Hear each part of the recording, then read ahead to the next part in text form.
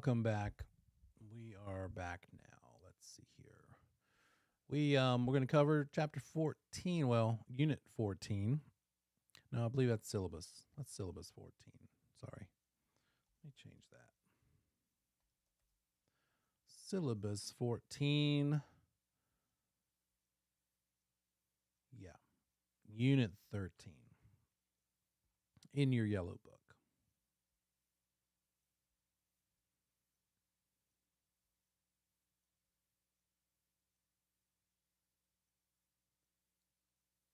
There we go. Okay. So join me. Let's talk about insurance. This one, a little over an hour of time that we spend on this topic. Well, there are two potential questions on the national part of the exam, and then one on the state portion of the exam that could come from insurance. So this wasn't even something that was part of the pre-course for a while.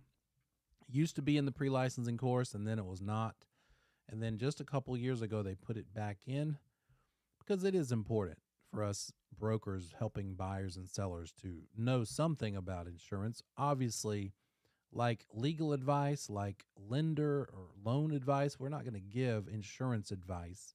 We're going to point them to an insurance carrier, insurance provider, but it's good to know the basics. We need to know kind of how the whole thing works. So we're going to cover concepts, terminology, the basic types of homeowners or HO insurance, and what co-insurance means. We've already seen some kinds of insurance in the course. In Unit 5, we covered title insurance. In 11, we went over PMI and MIP, also called mortgage insurance. And so here we are talking about homeowners insurance. This is the thing that happens when your house burns down, right? Or when it breaks or somebody falls and breaks their leg in your house. They slip on the floor. Those things all fall under various aspects of the policy. What does your policy cover? And so think about insurance and your relationship as a homeowner between that homeowner and the insurance company. Think about that like a contract between a buyer and a seller, right? The insured is the homeowner, the insurer is the company, and then the consideration that we would have in a normal sales contract when it comes to insurance, that's called a premium. You pay a premium. That is the consideration you pay in order to be covered. In order for that insurance company to reimburse you, the owner, for any loss sustained by an event that is covered in the policy. That's always the catch, though, isn't it? That's always the thing that the novels are written about. John Grisham novels, big bad insurance company won't cover the poor little sick kid, right? Movies and books and real life. The insurance company is in the business of making a lot of money, premiums from the insured. They don't want to pay those policies out if they can at all help it. So they have a lot of fine print, a lot of really good, expensive attorneys to protect those premiums that they got paid so they don't have to pay out on the policies.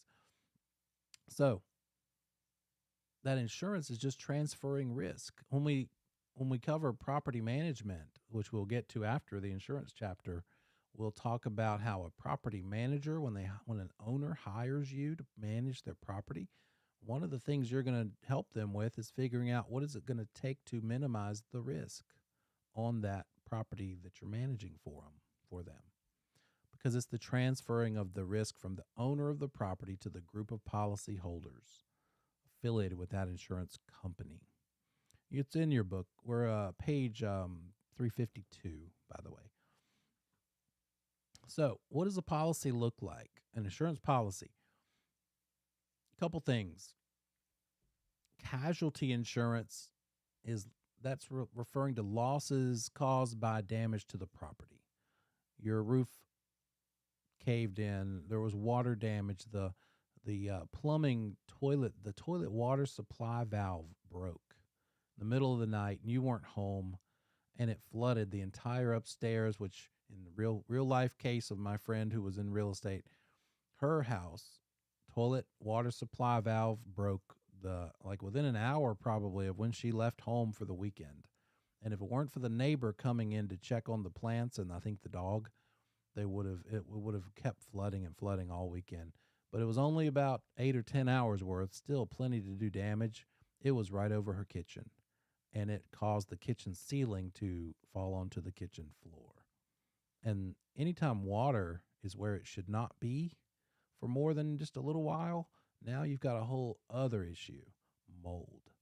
And when it comes to insurance policies and coverage, that's when floods get really, I mean, they're already catastrophic. But one after effect of flooding and flood insurance, you might have insurance that covers the event, the flood itself, but it doesn't cover the mold that happens as a result of the flooding. And so that's another fight that people sometimes have with their insurance company. They've got to spend money remediating and getting rid of that mold. Not just fixing the flood damage, but that property's wet for a while. So casualty, losses caused to the property. Liability, losses or damage caused to third parties, people that came to visit. They slip and fall, or their property, something that belongs to them gets broken while they're at your house. So casualty and liability are two different kinds. And when you put them together, it's called a package policy. So casualty insurance plus liability combined to make up a package policy. Now we're talking about a homeowner insurance policy.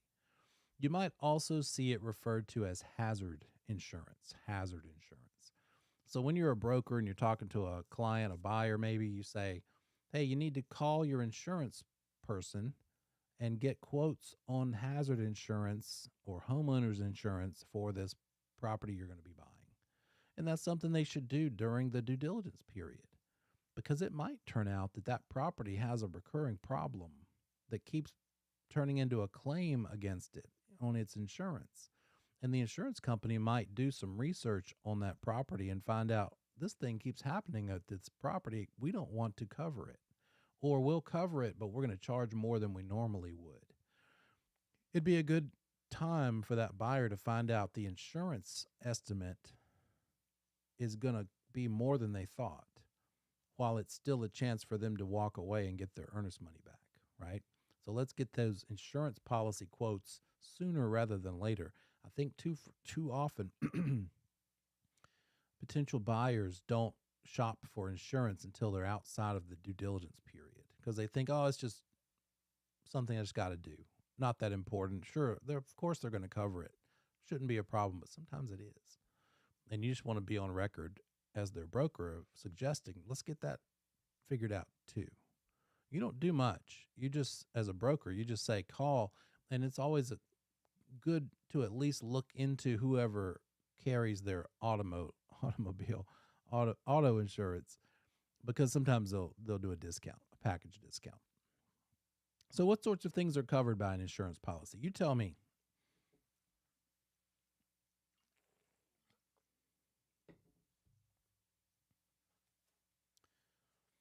Why even bother, besides the fact that the lender requires it? But what does the lender require? What are we talking about? What's covered? Fire? Yeah, that's a big one.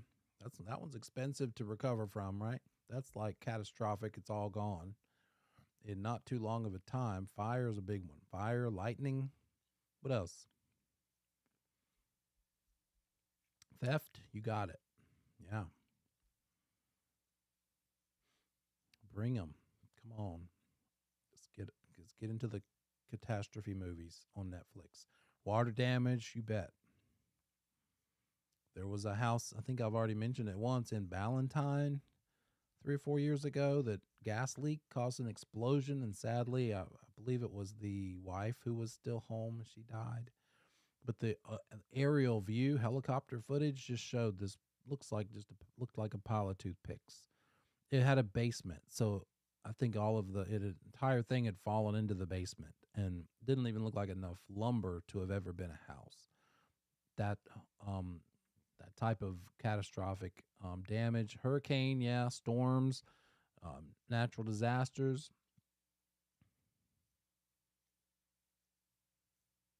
Things like damage by smoke, smoke damage, vehicle damage, aircraft falling on the house. All those sorts of things would be coverage that you do you have a do does any of us have enough money to rebuild a house from scratch? Probably not, right? We'd have to do some scrambling to come up with that and qualify for the construction loan to even get started. So that's the whole point. How can we make ourselves whole again? That's where insurance matters. And it's important all the more when it's a loan because that lender wants to make sure the collateral you are pledging to them using what document, by the way? What's the document that pledges the house as collateral? What's the name of that document? Real quick, sudden review for you. Surprise attack review.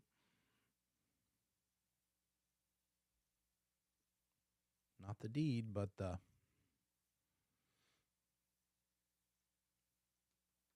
deed of trust in North Carolina. In South Carolina and other two-party lien theory states, it's called a mortgage, which is what we're normally used to hearing it called. But yeah, that lender is loaning you money and requiring not just a promissory note from you, but a deed of trust from you, which says hypothecation, right? Pledging the property as security. They want to make sure that property they're getting collateral in the form of collateral is protected with insurance. PITI, property, principal, interest, taxes, and insurance. They want to make sure the taxes and insurance get paid because both of those could cause a loss of their collateral. Here's what the policies look like. They're referred to with HO followed by a number. It depends on what the type of policy is as to what that number is. The ones highlighted are the ones that you need to pay a little more attention to. An HO2 is just a super basic, something called a broad form policy. It means that if you name specific perils or hazards, then it's covered. But if you don't name them, it's not covered. It's not good enough for most lenders. Lenders don't want you to have an HO2 policy. They want you to have at least an HO3 policy. An HO3 policy means it's all risks are covered unless they are excluded. The opposite, right? You don't have to name all of them like you do on HO2. They're all assumed to be covered unless they're specifically said that they don't cover them. And they do. There are definitely some things that aren't covered, but they have to mention those, and they do. An HO4 policy is what a renter gets, renter's policy. And that comes up in our sales side of things sometimes because if that buyer or seller want to stay in the house either before or after closing, now we've got a little miniature lease thing happening. If the buyer wants to move in before closing and the seller agrees, now we have a buyer who is a tenant for a little while, not more than a week in that case, and an owner who is now a landlord. And so that new buyer, potential soon-to-be buyer, but is a tenant, and they need to get an HO4 policy to cover them for those few days that they're going to be a renter because that policy covers their personal property. That's what rental tenant insurance covers. They don't need coverage of the structure yet. They don't own it yet. They just have their stuff in it. So that coverage needs to include their stuff. Liability insurance for damage that the tenant might cause to the property also. That could be included in that tenant policy.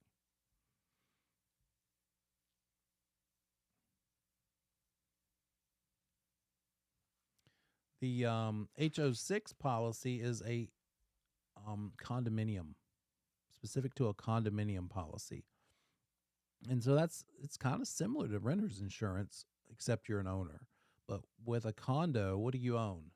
When you own a condo, when you own property in the form of a condominium instead of a townhouse or a single family, what is it that you own as a condo owner?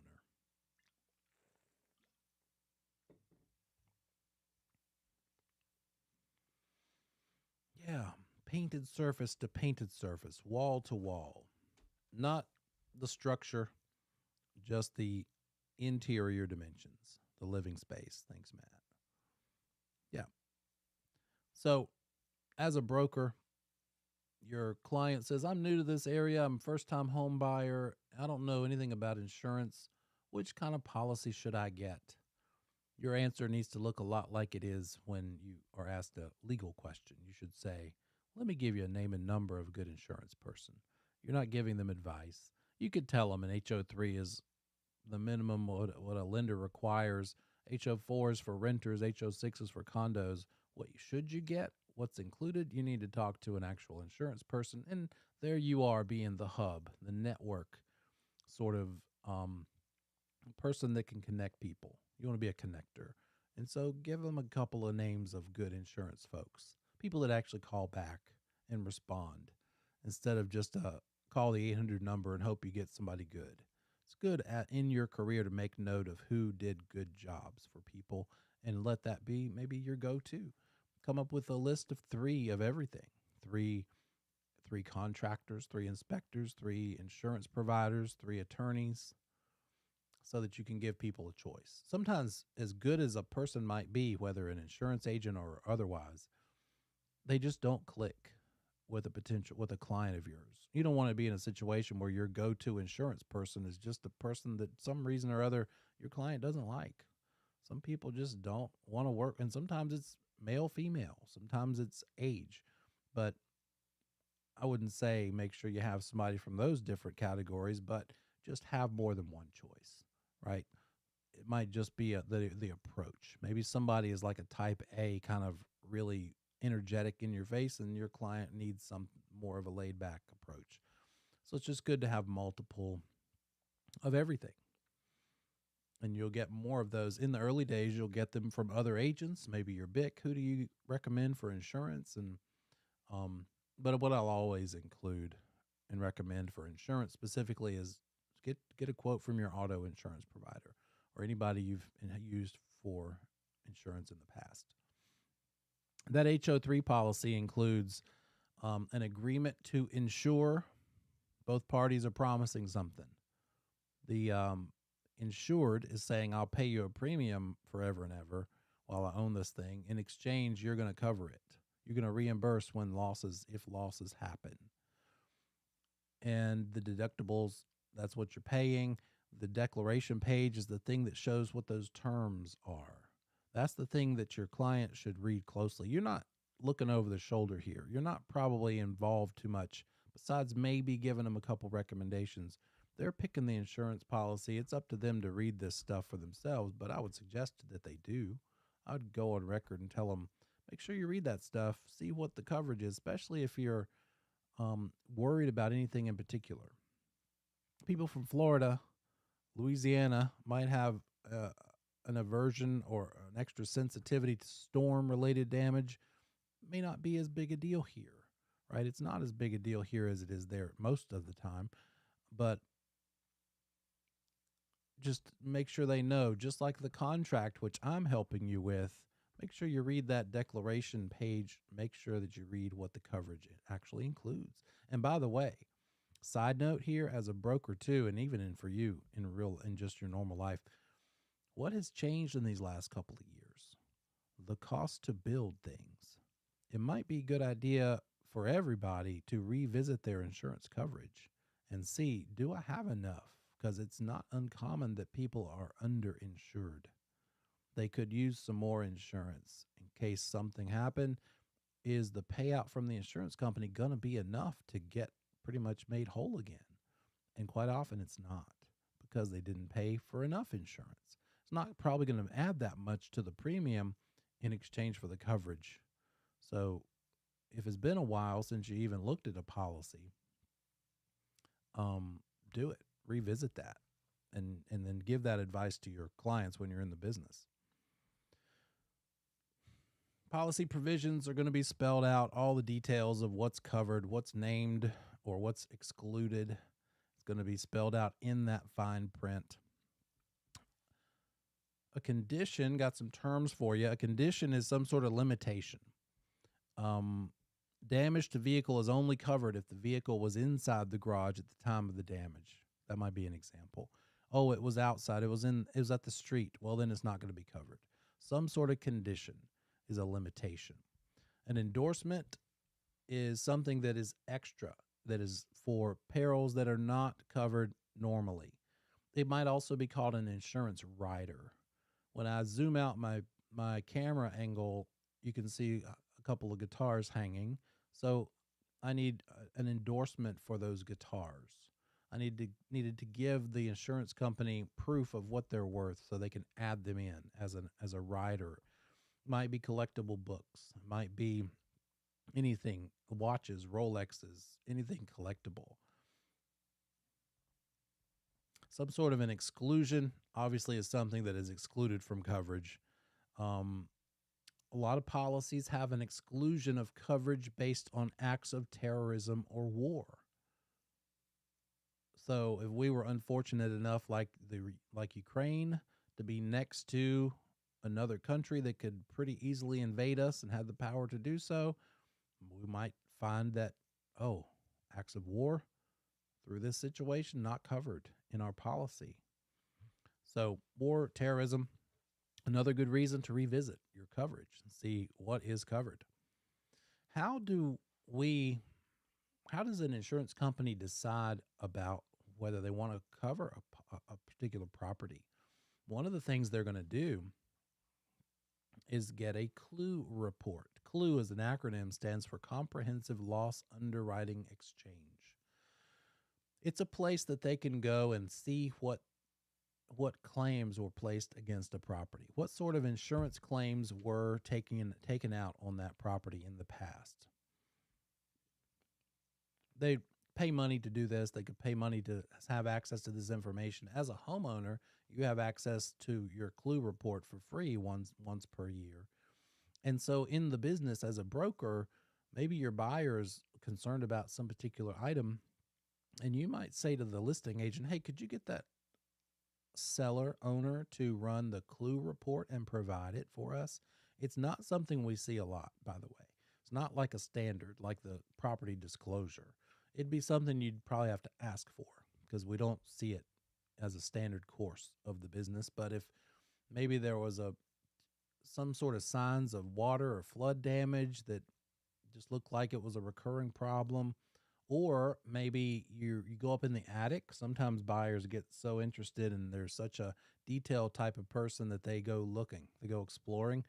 And so they go up into the attic and they see what looks like it might have been a fire, some damaged wood, some blackened, damaged structures. Well, was there a fire? That's pretty good information to know, and probably should have replaced those boards too. So let's get the CLUE report and see if they had some sort of a fire-related claim against the property.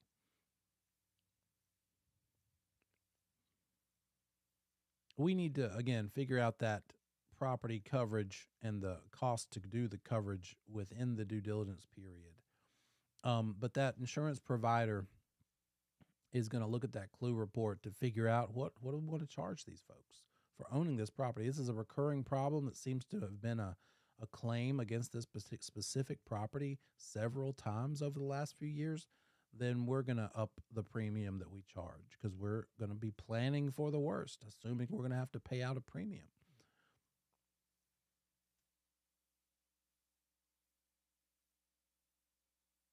They might even use the information they gather from the CLUE report to decide not to cover the property. All the more reason to advise your client to have this figured out during the due diligence period. So could the homeowner's insurance premium cause the borrower to lose loan approval? You bet. Yeah. What if the borrower is trying to buy such an expensive house that is at the maximum of their loan qualification, and they were expecting, and the lender usually estimates as a typical premium amount, but turns out it's going to be double. One time I had a client who said, gosh, I believe it was State Farm. I'm not trying to pick on anybody. I just think that's who that was at the time. And I've gotten quotes from other insurance companies, but State Farm is 2 or 3 times the amount I'm getting from these other places. What's going on with that? And so I happened to know a State Farm person at the time, and this was many years ago, probably 20 years ago. And I asked them, I just thought about it in the moment, and they said, oh, we don't want to write homeowner policies right now. We have more than we want. We're trying to minimize them. We don't want to add to the portfolio. They wanted to write more auto, maybe motorcycle, other kinds. And so just they were using economics to kind of throttle back on their homeowner policies. If you want to pay us 3 times what you would pay someone else, we'll take your money, but we really kind of don't want to do it right now because we want to, maybe they wanted to leverage out or diversify, I should say, the type of policy they had. That could be a thing. Think about that and advise your client. All the more reason to advise your client to get quotes from multiple companies. Might be that company doesn't want the business, really. Just like any vendor, if you get a quote from a contractor to put on a deck, you should get probably 4 or 5 quotes and tell your clients to do that. Because if you run into that one guy who doesn't need the business, he's going to be charging quite a bit because he'd rather not even do it. But if you want to pay him his top dollar price, he'll do it. Then you might run into the guy who is like too good to be true, and it's because he's maybe desperate. Maybe he doesn't do as great a job. He's just going to take the money and run. And then it might be 2 or 3 in the middle range of the estimates that are normal, reasonable, they're competitive. So it's always, and that applies to insurance quotes just as well as anybody who's going to build something. Borrowers should investigate homeowners insurance during the due diligence period. True or false? Yes or no? In the chat for me.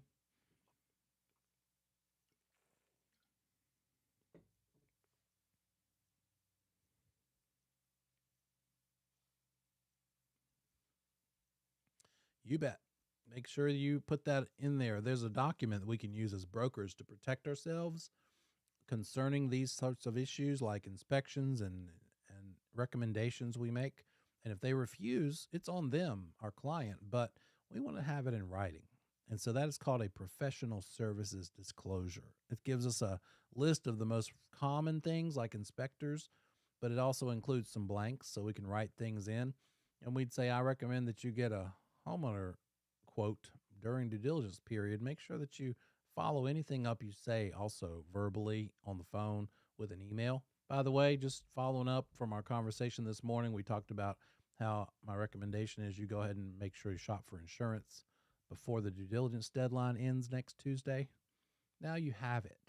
Now, if they still refuse to do it because that's just the kind of person they are, and then a week after the deadline ends, they find out the policy is double, the premium's going to be double, you can say, oh, gosh, I'm so sorry. I did remind you of that. Remember, you forwarded them that email, right? Here's the email I sent you a week before the deadline that just kind of let them know it was not my fault. You refused to listen. Because the key to a long-standing career in this business with as little trouble as possible is liability protection for yourself. Get that liability off your shoulders. Make sure you are on record with emails as having given them advice that they could accuse you of not giving them. Other concerns the insurance company has include, is the property occupied or not? You tell me, give it your best guess. What sort of things could happen to a vacant property where somebody is not there for days, maybe weeks at a time, that would become all the worse since they are rarely there? They don't catch it as soon as the thing happens. What sorts of things could happen to vacant properties that may not happen or wouldn't be as bad with an occupied property?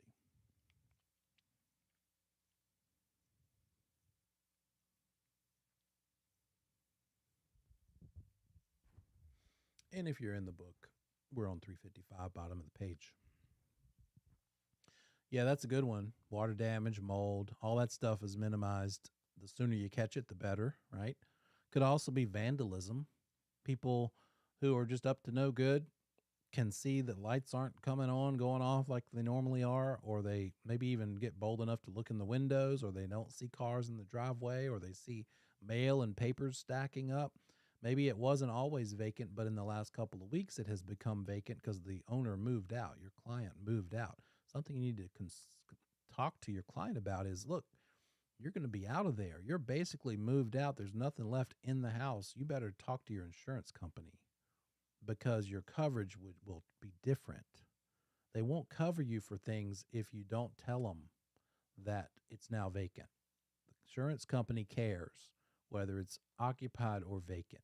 It's still considered occupied even if you're not there very often, but as long as the furniture is enough furniture and belongings are there that you could just pop in and resume life and live there, that's still considered occupied or unoccupied even, but vacant means empty. And that's a whole different level of coverage.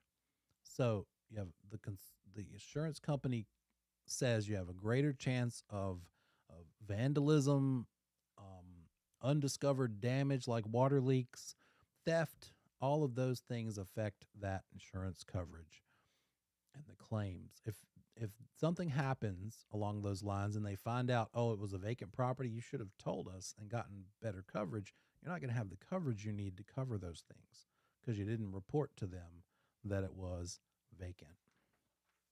So knowing the difference between unoccupied and vacant for the test. Unoccupied means there's enough stuff there. It's like a vacation home, or an extended amount of time away. Maybe they're 6 months at the beach and 6 months here, wherever here is to you. And so they leave stuff there. That's unoccupied. They don't live there full time, and they weren't there at the time of the damage. It was unoccupied. It wasn't vacant. So the difference there is important.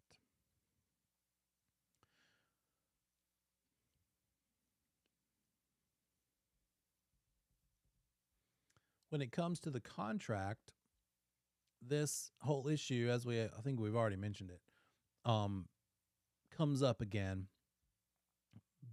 related to the settlement meeting and the closing. Sometimes those days, we want those to be on the same day. We want that settlement date to be the same as the closing date, but sometimes it's just not. Sometimes we've tried our best, and the closing on Friday at 10 a.m. kept getting bumped another hour, another couple hours, and now it's Friday at 3:30 p.m., and everybody finally gets together and signs. The problem is it's going to take longer to sign than they have before 4 o'clock. And so what is important about 4 o'clock? That's when the Register of Deeds office closes. And even though we can close and record the deed electronically, that does not mean you can do it any time.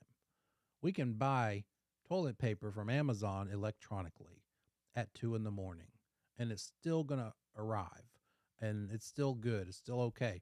But when it comes to recording a deed, that's done as of 4 o'clock, whether in person or electronically. Because even when it's electronic, there is an actual person on the other end of that connection who is doing stuff and doing the recording. In fact, the paralegal is going to log in to do the electronic recording, and it's going to tell them where in line you are or where in the queue you are. And it might say, oh, you're 13th in line, 13th in the queue. And so they just have to wait their turn. Eventually it'll just move up and move up. Finally, you're third, second, first, and now it's your turn. Now you've given them the information, them being the Register of Deeds employee, they're going to record it. And now it's recorded. But that might have taken an hour to be in the queue and wait your turn. And if it's 3:55 when you get into the line to be electronically recorded, but there's 13 ahead of you, it ain't happening by 4, right? Now you've had a settlement meeting. That's where everybody signed everything. What you're not having that day, that Friday, by the way, is a closing. And the attorneys aren't coming in tomorrow on Saturday or Sunday. It's going to be Monday when you record, record, therefore close. So who owns it? Between Friday and Monday when it records, the current owner still owns it. What's that coverage? Some owners are so on the spot that they have already called their insurance company weeks ago and said, yeah, we're closing on December 28th. And they never bother to call back and say, oh, sorry, no, we didn't close on the 28th. The insurance company cancels the coverage on the 28th because that's what they were told to do. But you still have 2 more days after that you needed coverage. That's what's important in this event. That's what this slide is about, is that seller possession after closing or buyer possession before closing. Make sure the proper coverage applies. Who owns it? Who still owns it? Who's a tenant? Maybe that's something that definitely needs to be tended to. So brokers should have buyers and sellers contact their insurance company before moving in or out of a property. Yes or no?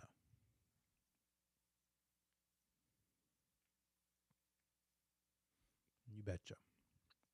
They need to adjust that insurance coverage. It matters. It's important.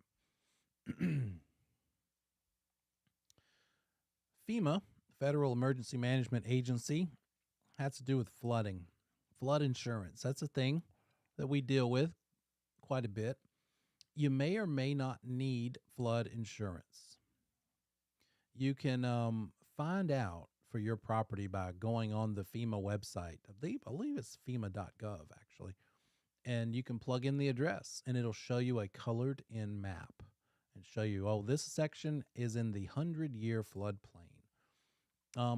Whether it is a floodplain property or whether the property is in a floodplain is a material fact. We've got to discover that. Discover and disclose. We as brokers must discover and disclose. So know that website, not necessarily for the test, but in the business. And it's something that if you don't do, you could be found guilty of these things, right? Willful or negligent misrepresentation or omission. We need to discover and advise, make provisions for it in the contract, look for red flags. When we are walking the property on the listing appointment, we need to be looking for signs of water. It could be like muddy stains on the sides of the house or garage. Maybe the house sits up higher on a crawl space. The garage sits down lower toward the ground. And the side of the garage at the back has some mysterious looking kind of watermarks or mud sort of marks. That might indicate that there's a recurring flood issue. I sold a house in a floodplain, and the seller told me it was in a floodplain. They paid flood insurance. They paid for it. They paid, I believe it was $300 a year just specifically for the flood insurance coverage. $300 a year. They paid $300 a year for that coverage over and above their normal hazard insurance, homeowners insurance policy. But they paid only $300 because North Carolina provided some sort of a subsidy program to them where North Carolina covered 90% of the actual cost of the flood insurance for that property. Yes, that means the actual flood policy cost $3,000 a year. And the homeowner, my client, only had to pay $300. So, fine, great. Disclose it. We did. We told the world. The buyer came along. The buyer happened to also be a real estate broker. She was her own buyer's agent. Great. Okay. Hey, by the way, it's a flood property. Oh, I know. Turns out she owned the acreage that backed up to this property, which is partly why she wanted it. And so she bought it. We went under contract with that understanding and that full disclosure. Somewhere along the way, she called the insurance company, the same one that handled my client. This happened once my client packed up the moving truck and went ahead and moved to Texas like a week before closing. Then, after that happened, this buyer, who was her own agent, called the insurance company that offered this special subsidy program or facilitated it from the state of North Carolina, and they would not cover her. They would not extend that same deal to my buyer, the buyer. And I was shocked because she doesn't want to pay $3,000 a year. She'd pay $300 a year, but not $3,000. She was about to walk away. They won't cover me. I don't know why they won't cover me. And I'm like, oh my gosh, my seller has already moved out. They're kind of over a barrel here. And so I called the insurance company and said, what's going on? Why won't you offer the same subsidy program for this new buyer as you do for the current owner? And they said, well, she was terrible when she called us on the phone. We don't want to deal with her in a normal claim situation. If we have to do a claim, she was so abusive on the phone that we're not interested in doing business with her. And I was shocked. I'm like, how does this happen? I just was dying to have heard that phone call. I never did. But and this is usually the story I'll tell people when I talk about what is our job description. And I might have already told you it, but our job description is successfully closing.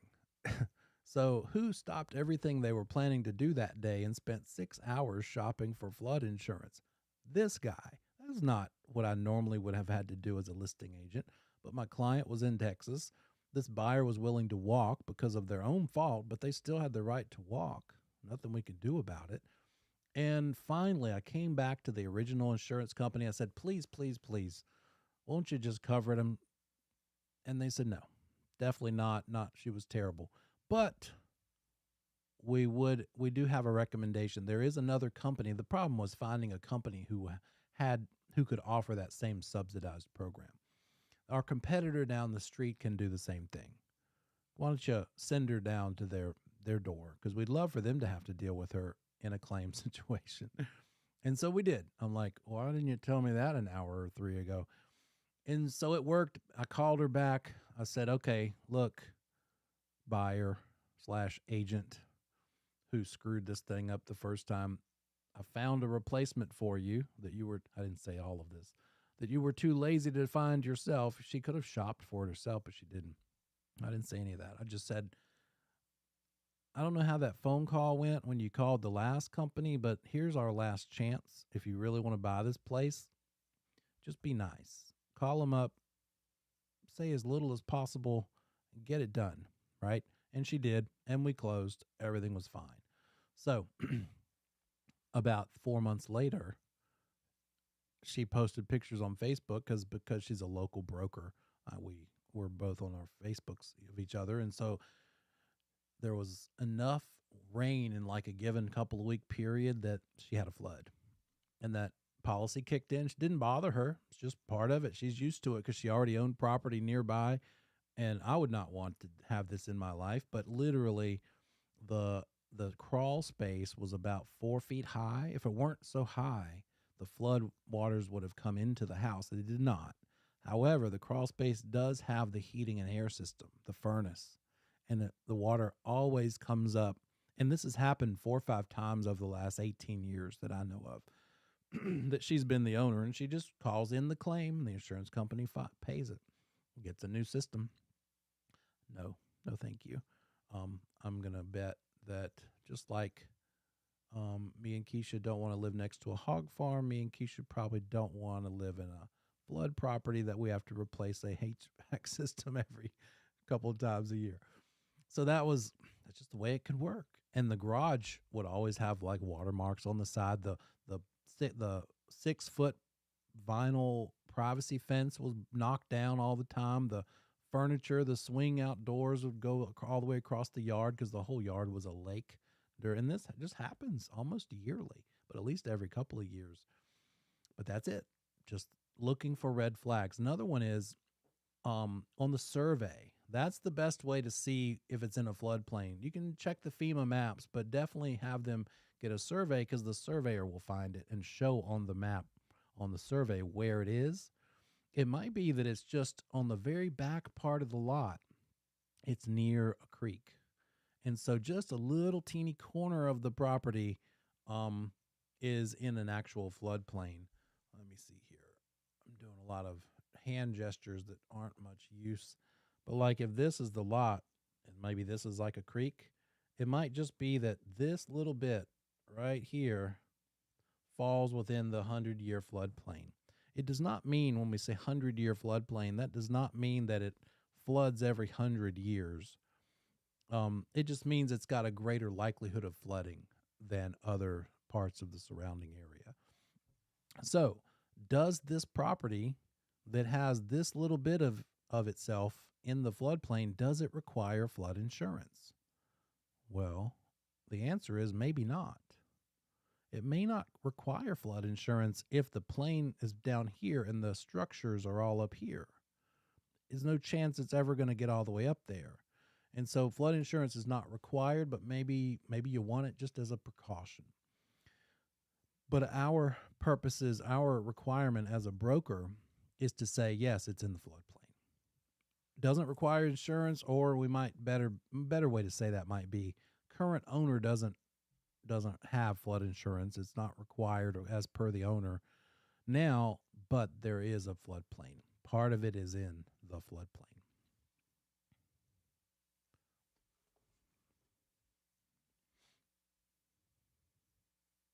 So, which of the following is a material fact? The seller maintains FEMA flood insurance. Is that a material fact that the seller maintains flood insurance versus the property is in a floodplain?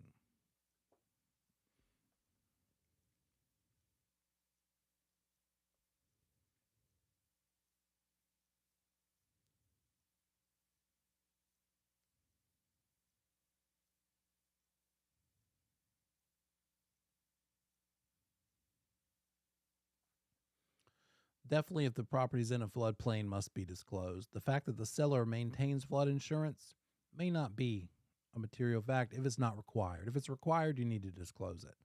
But I would disclose them both. But what you definitely have to disclose is it's in a floodplain.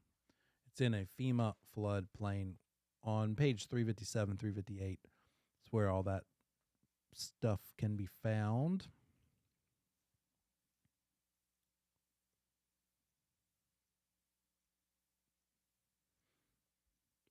If the seller currently has flood insurance, then the buyer must continue the coverage, yes or no? Not necessarily. It might be that the seller has chosen to have it even though it's not required. Again, our requirement as brokers is to say if it's in a floodplain or not. Whether the current owner has it is not absolute. They may have it because they choose to have it, not because they have to have it. Oh, I'm sorry. Thank you for letting me know. Lost track of those slides. Here's the one that we missed. Which of the following is a material fact? The fact that it's in a floodplain, not the fact that the seller maintains it. If the seller is required to have it, then that's important. But they may just have it because they choose to, not because they have to. And here's the last slide.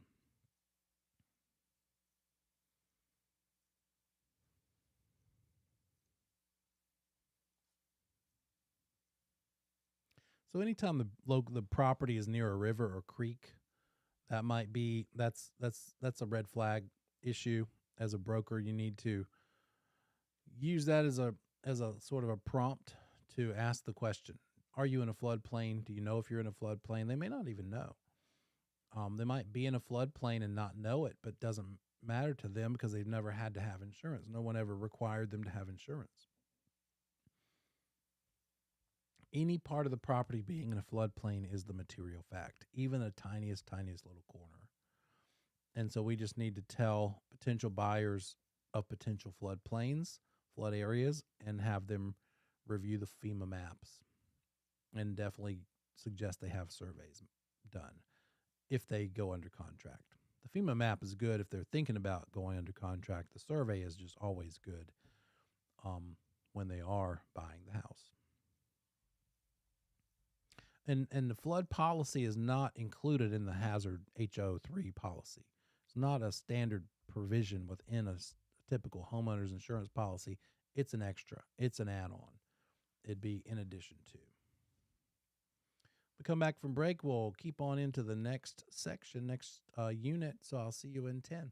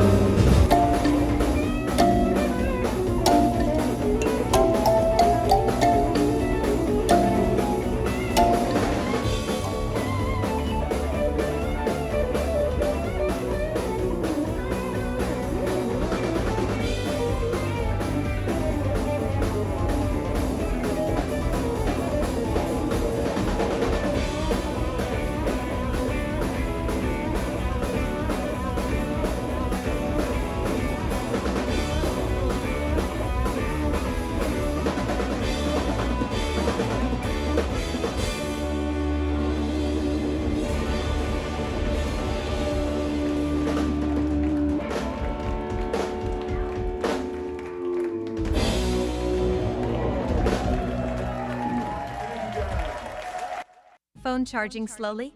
This is the fastest phone charger on the market. There's a 90% chance your phone is already infected with this. There's a new groundbreaking.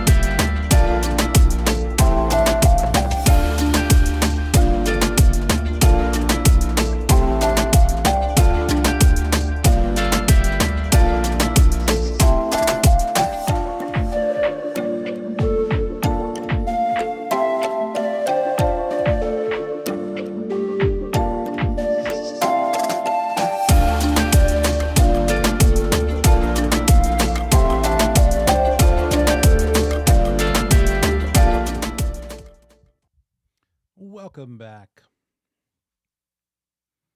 We're going to talk about landlord and tenant relationships. So join me in Unit 15. It's Syllabus 15. Landlord tenant, it's 11.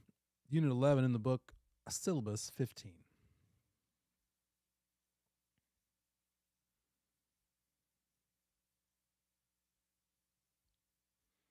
Okay. So goes back to non-freehold estates. Remember week 2, I believe it was, we talked about freehold estates, and all the way up until now we've been talking specifically about ownership, buyers and sellers. Now we're going to talk about renters, owners and renters. So characteristics of a lease. Spoiler alert. Oop, sorry. Ugh. There we go. Appreciate that. Sorry about that. We're going to talk about the relationship of an owner to a renter. And we talked about freehold estates back in week 2. Now we're talking about non-freehold estates. That tenant gets to possess and use the property, but they don't own it. They can't put up a fence unless the owner lets them, right? So we're going to look at the basic characteristics of a lease, the characteristics of the 4 kinds of estates, leasehold estates. We saw, gosh, what was it? It was, how many freehold estates were there? Let's count them. There was fee simple absolute. There was fee simple determinable. There was pour aut v for the life of another. There's conventional life estate, and there's marital life estate. There was 5 kinds of estates that we talked about when it came to freehold. There are 4 when it comes to leasehold estates. We're going to look at the various types of leases. Some of this will overlap into commercial real estate. In commercial, they interact with leases a little more evenly along with sales. They could represent somebody buying a commercial property who ends up leasing it out to tenants. And then we're going to look at some common provisions of a valid lease. And when we're looking at this leasehold estate versus the freehold, let's think about the contract and the listing agreement and compare it to the lease agreement and the property management agreement. There are some important parallels that will help you remember things about leases and property management agreements if you think about them and relate them to the freehold side of things. A contract is between a buyer and a seller. A lease is between an owner and a renter. And those two documents have a lot of similarities. A listing agreement is between a seller and a real estate broker. Listing agreement. A property management agreement is between an owner and a real estate broker. So by comparing those two things, it'll kind of help you remember, and it'll make more sense. We're going to look at some legislation, some acts and laws that impact tenants and landlords and brokers. The Residential Rental Agreements Act has it spelled out as to how landlords and tenants must interact. The Vacation Rental Act is specifically for properties that are shorter term vacation rentals. Tenants' rights in public housing, tenants' rights in fair housing. And then we'll look at some major provisions that show up in the standard lease form, again, as it relates to the contract. So what is a lease? Lease is a bilateral contract. Just like a sales contract is bilateral, a lease is bilateral. They both require promises by both ends of the transaction, both parties. So a lease has promises the tenant's making and promises the landlord is making. By the way, the vast majority of these promises under the Residential Rental Agreements Act basically can be summed up in keep it safe and habitable. Hey, landlord, don't do anything to make it unsafe or uninhabitable, unsafe for the tenant. Hey, tenant, make sure you keep it up too. Make sure that you don't do anything that affects its habitability and safetiness. Safetiness? I guess that's a word. Keeping it safe. So we'll see that here in a little while. A rental property has a couple of types of estates happening at the same time. There's a freehold estate, which is however the owner owns it. They could own it as fee simple absolute. They could own it as a conventional life estate. Don't forget about that. A conventional life estate can be rented out as long as that tenant understands that their landlord might change if some measuring life person, I should say, dies, right? So the freehold estate, however it is that the owner owns it, combined with the non-freehold estate, however it is that the tenant has a possessory interest in the property. So it's all about this non-freehold or leasehold estate. Those are the same thing, same two words for the same thing. Leasehold, non-freehold does not last a lifetime. It is not ownership. You can't do the same things to something you're renting as you can do to things you own. You can't even paint them without the owner's permission, even though the owner probably is okay with if you paint it. Maybe they have to approve the color, perhaps, or you have to return it to the color it was if you want to paint it something crazy. But that owner calls the shots. There are 4 non-freehold estates. And I like to go in the reverse. So let's look at the estate at sufferance first. I'm going to skip ahead to that and go backwards. An estate at sufferance, that's not happy. We're not friendly. We're not thrilled. When it's an estate at sufferance, people are not doing what they're supposed to do. An estate at sufferance means the tenant is not there legally anymore. They used to be, but then the lease ended and they were supposed to move out, but they did not. They did not move out. They're staying past their agreed upon lease term. They stopped paying rent and they're living there without paying rent. That's illegal. They are called a holdover tenant, and it's the first step toward what? Eviction, right? That tenant's there when they're not supposed to be. They used to be allowed to be there, but they should have moved out when the lease expired, But this is called an estate at sufferance. And this is something that leads up to the eviction process, most likely. If that owner chooses to go to court and say, I want to evict this tenant, here's my proof that they're not here, that they're still there and they shouldn't be, that is called an estate at sufferance. It is not unfriendly. The next one is called an estate at will. That one is friendly, but it's informal. It's like no big deal.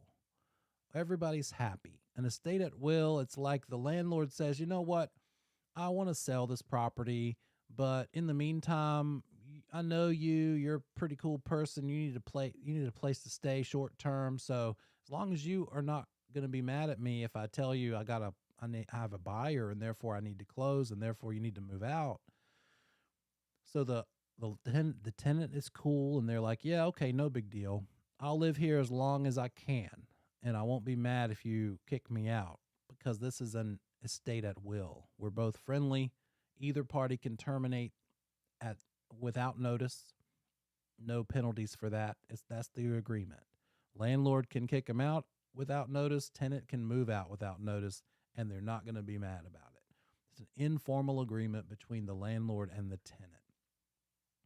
So estate at sufferance and estate at will are the two easy ones. Pretty straightforward. Now, the kind of lease that you're used to in residential versus commercial is going to be one of the two of these. Estate for years or an estate from period to period. I wish we could rename these things. The naming of these types of leases is hard to remember because it all kind of, to me, in my brain, runs together. It's like a year is a period. Why are we calling these things words that kind of mean the same as themselves? So let's try to break it down a little bit.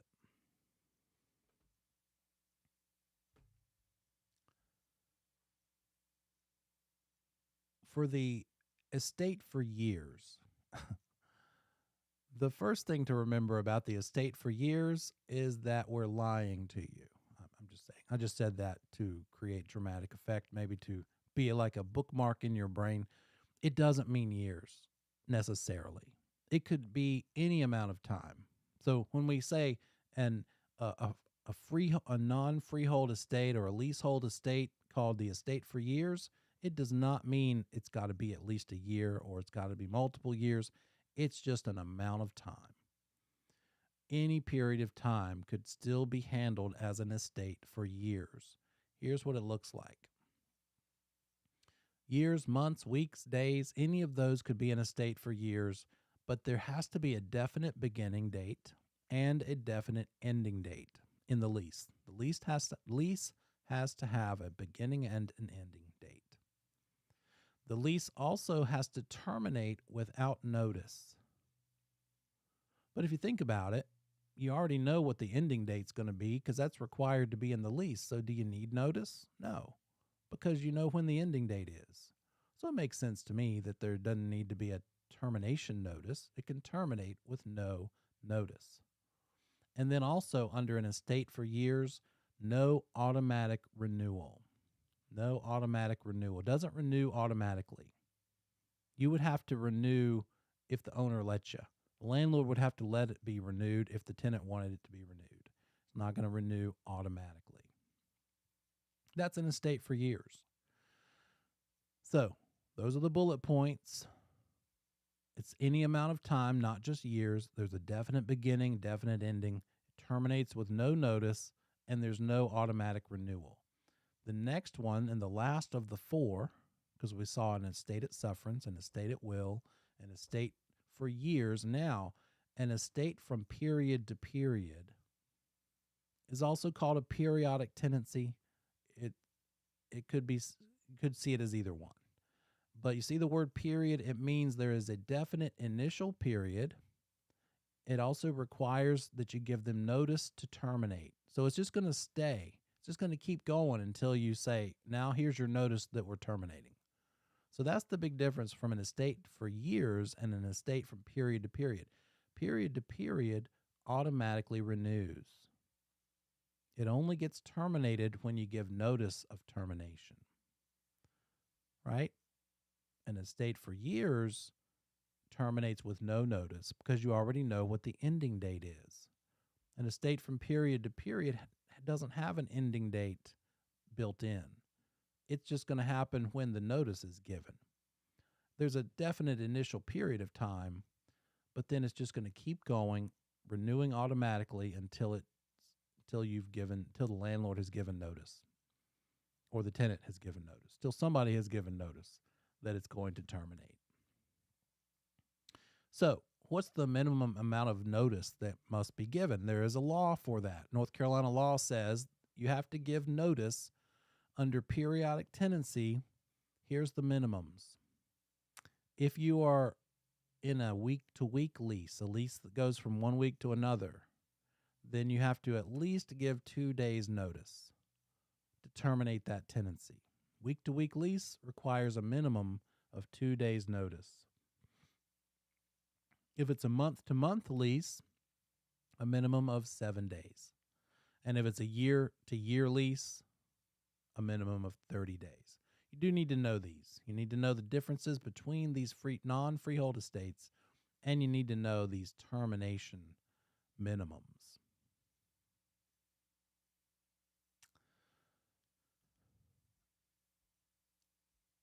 There are other kinds of leases. Let's take a look at types of leases. The fixed lease means the landlord is paying the expenses, the utilities, for instance. You're just paying the rent. As a tenant's paying just the rent. That's a fixed lease. Here's something else that's pretty highly testable. There's not a lot of test questions coming from this material. However, these seem to be what I'm seeing more on the practice exams, at least. A percentage lease versus a net lease. The percentage lease means the tenant is paying a portion of the income they make. Think about on the commercial. This is a commercial type of lease. Commercial real estate, you have a tenant. We talked a little bit about that back when we were talking about fixtures, because we talked about now I just lost my word, but the kind of fixtures what is it? You tell me. What's the kind of fixtures that a tenant can take when it's a commercial lease, like a hairdresser, hair salon? They take their sinks with them. What kinds of fixtures are those? Thank you. Trade fixtures. Good job. So here we are again. We have a tenant. So we're talking about a commercial lease, and that tenant is there. They rent that place to make money.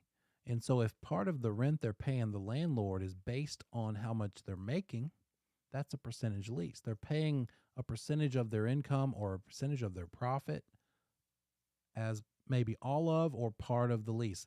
Quite often, that percentage lease is going to be a combination of things. It's going to be a base rent, a base amount of rent, plus a percentage of their income or profit. So it's not maybe necessarily going to be nothing but their percentage of because what if they don't make anything? What if they're a bad business person? Or if the market just dries up, or COVID hits, or some reason or another, their business starts failing? I wouldn't want to be a landlord hoping that if I only get paid based on what their profits are. I'm going to want to know I'm going to make at least a base rent. And then on top of that base rent, a percentage of their income. That is a percentage lease, percentage of income. Now, another kind of lease is that the tenant pays some of the expenses. That one is called a net lease. So know the difference between a percentage lease and a net lease. Percentage is about the income. Net is about the expenses. Maybe relate it back to that equation we saw, that given equation. If think in your mind, that GIVEN, gross income versus expenses compared to the expenses themselves, right? So the percentage lease is a portion of the profit or the income. A net lease means the tenant pays, and again, probably a base, some minimum base rent, plus a portion or all of the expenses. Now we have an interesting acronym in parentheses here called TICAM. So let me veer off here and let's look at it. By the way, here's a percentage lease again. Base, probably, plus a percentage of income. On a test question, you might see profit or income. Net lease means maybe a base plus a portion of expenses. And then the word TICAM, it's an acronym, stands for Taxes, Insurance, and Common Area Maintenance. Is the tenant paying a portion of these things? This CAM is Common Area Maintenance. Common Area, oops, that's terrible writing. Maintenance. What are the common areas? Let's say maybe an office building. Standard office building, you walk through the double glass doors, down a nice marble floor hallway. You get to the elevator lobby. Maintaining that hallway, the elevator lobby, the sidewalk outside, the vending area down the hall, the bathrooms, those are the common areas. Those are shared by all the other tenants in the building, all the other businesses. And they are all, in a net lease, they are all paying toward the TICAM, toward the common area maintenance, plus perhaps taxes and insurance. That's what TICAM stands for. It's a word, it's an acronym you'll see in commercial. So it might be a fixed lease where the tenants are only paying rent, the landlord handles the expenses. It could be a percentage lease where the tenant pays rent based on a base plus a portion of what they make. If you're optimistic about how well that tenant's going to do in their business, sign them up to a percentage lease. Or a net lease, tenant pays a portion of the expenses. And now we see that word TICAM. It could also be a graduated lease. Maybe it's a up-and-coming business, like one that's just starting, and so you agree as the landlord to charge them a lower rent in year one. And then over predetermined intervals, could be years, could be months, you're going to raise the rent because the assumption is they're going to make more money as they get better at their business, as their business grows. So graduated lease means it increases at predetermined intervals. It'd be spelled out in the lease. It'd say, on this date, we're going to go to $2,500 a month instead of $2,000. And then on this date, it's going to go to $3,000 a month. Predetermined intervals spelled out in the lease. Some characteristics of leases. There's something called a ground lease. That means that you own the structures, the improvements, the building, but you rent the dirt. Sounds kind of backwards, doesn't it? The ground lease, you lease the land, you own the building. I've heard of in the U.S., like a 99-year lease where the U.S. government puts a post office on land that they lease from an individual, and it's a long-term lease, 99-year lease. I've also heard of other countries where a ground lease is pretty common, where like maybe a church is raising money to build a building that they're going to build and own, but they can't buy the land because that's just not what they do there in that country where they're trying to establish this church, for instance. So a ground lease, anytime you're leasing the land and owning the building. A full service lease in commercial, the tenants share the common area expenses. Full service lease.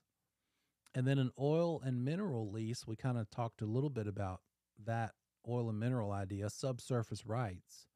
Those are being leased.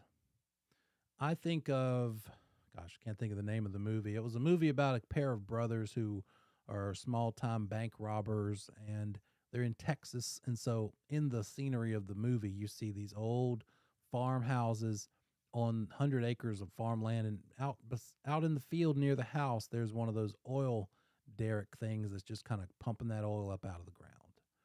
And that farmer has not sold the farm to the oil company. They have just leased the rights to the oil company to drill and pull that oil up out of the ground. Oil or mineral rights, oil or mineral leases. Some lease provisions. Again, let's think about contracts. A contract, when we think about a lease. In a sales contract, is between a buyer and a seller. In a lease, shoot, darn it, I did it again. I'm sorry, guys.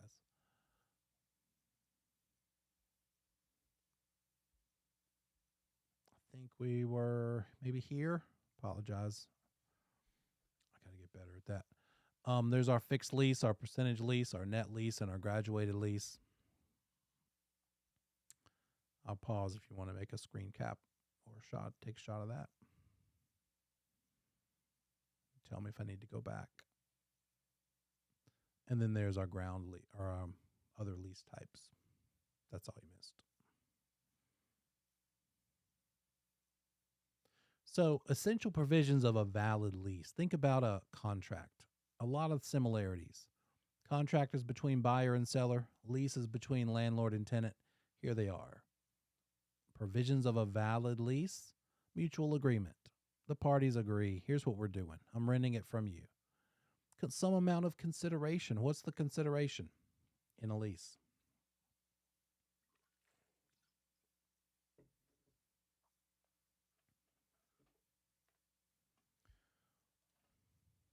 What do we mean by consideration when it comes to a lease?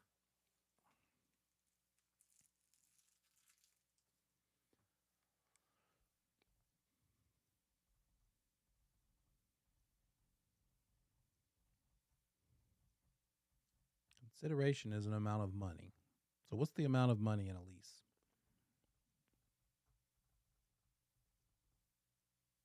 It's easier than you think. 4-letter word. That's dangerous. I'm asking you to type 4-letter words in the chat. It's rent. Yeah, it's the rent. It's the rent. Thank you. Sorry, I jumped the gun. Yeah, the consideration and the amount of rent. That's it. Consideration between the tenant and the landlord. Sure. The capacity to contract. What do you think capacity to contract means? Like capacity to enter into a contract for sale. Capacity to enter into a lease. Means what 3 things that we talked about? Something that keeps it from being valid. What are those other V words? And what's the thing that could create a voidable contract? Yeah, there it is. Thank you, Rebecca. 18, sane and sober. Capacity to contract. And then for a legal objective. You're going to have trouble renting that place, renting the meth house in the middle of the marijuana field, right? Good luck. Hope everybody behaves, landlord and tenant both, because you're not going to have much luck going to court to fight each other.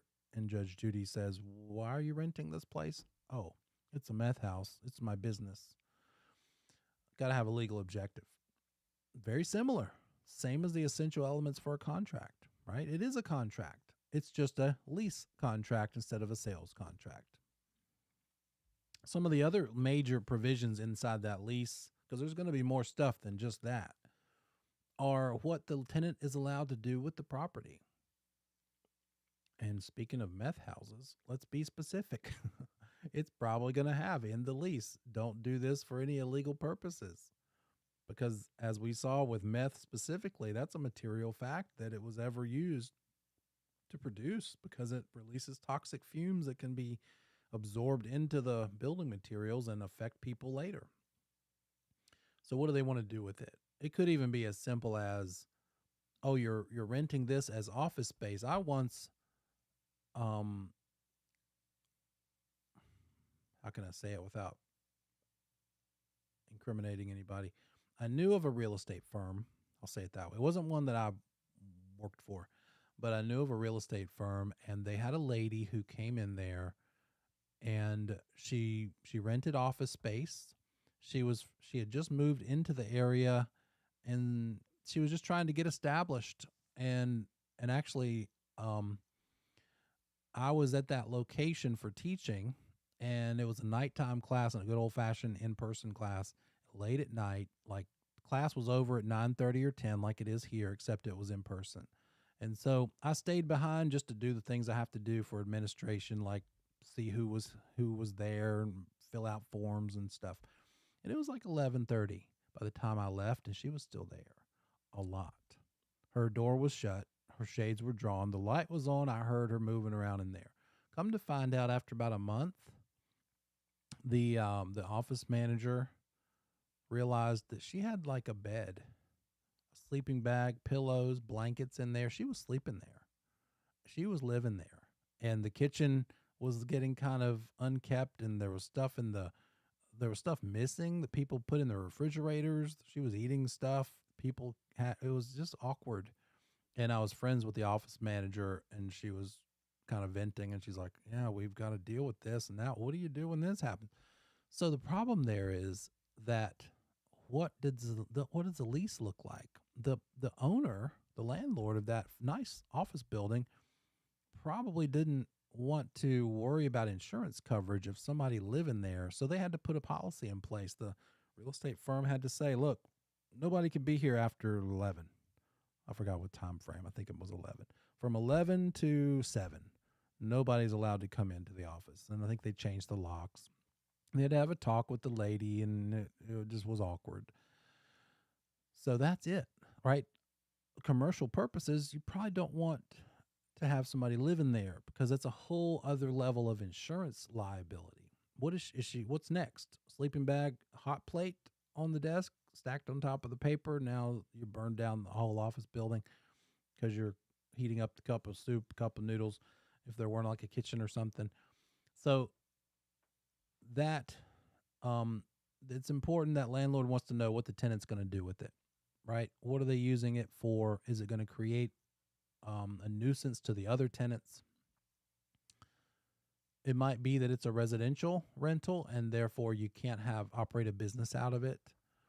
Environmental concerns are big. What are you doing there? Do you produce any sort of toxic waste?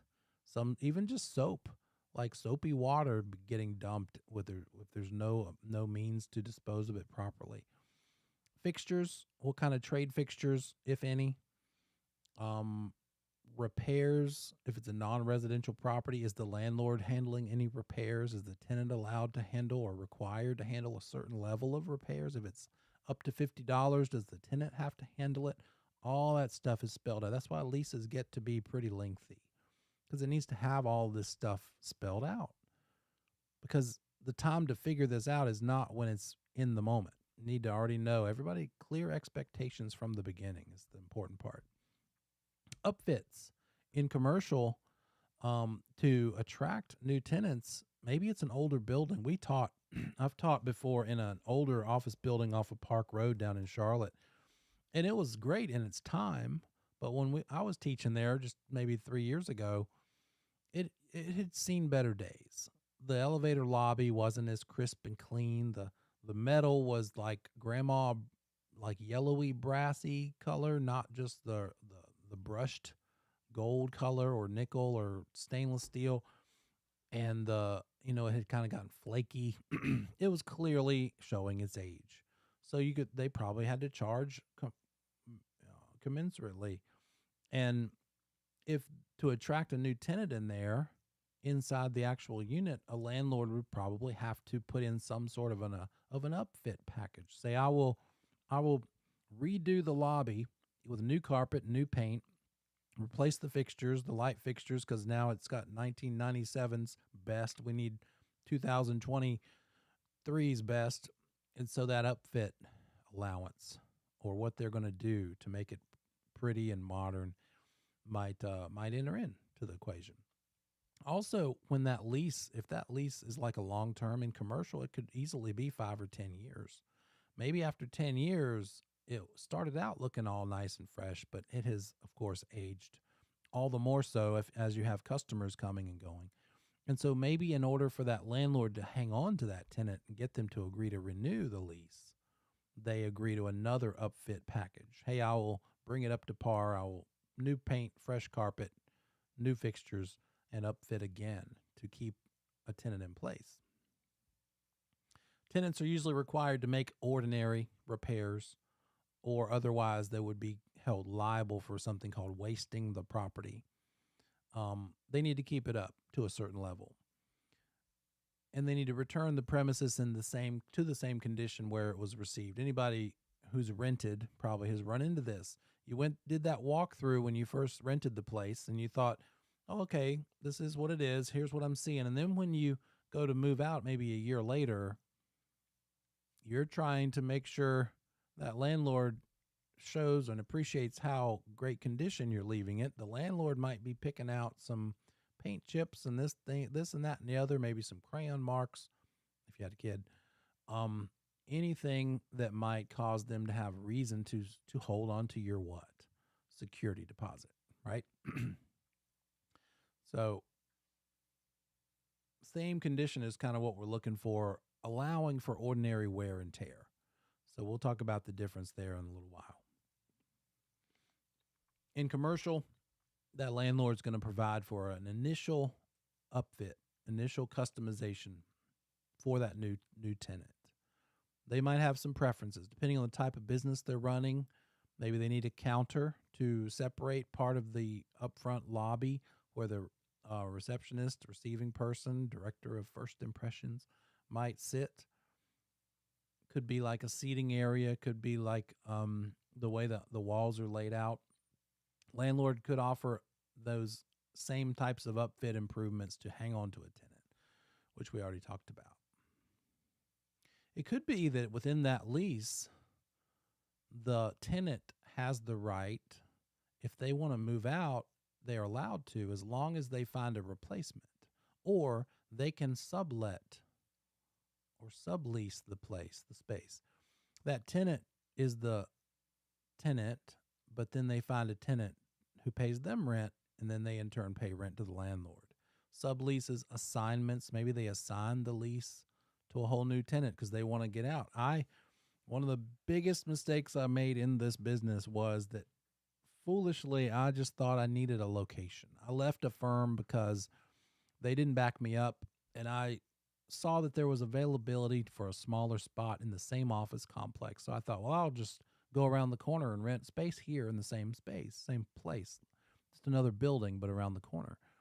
And it was a 3-year lease. And it was like $900 a month for 3 years. And I signed up. And I didn't need it.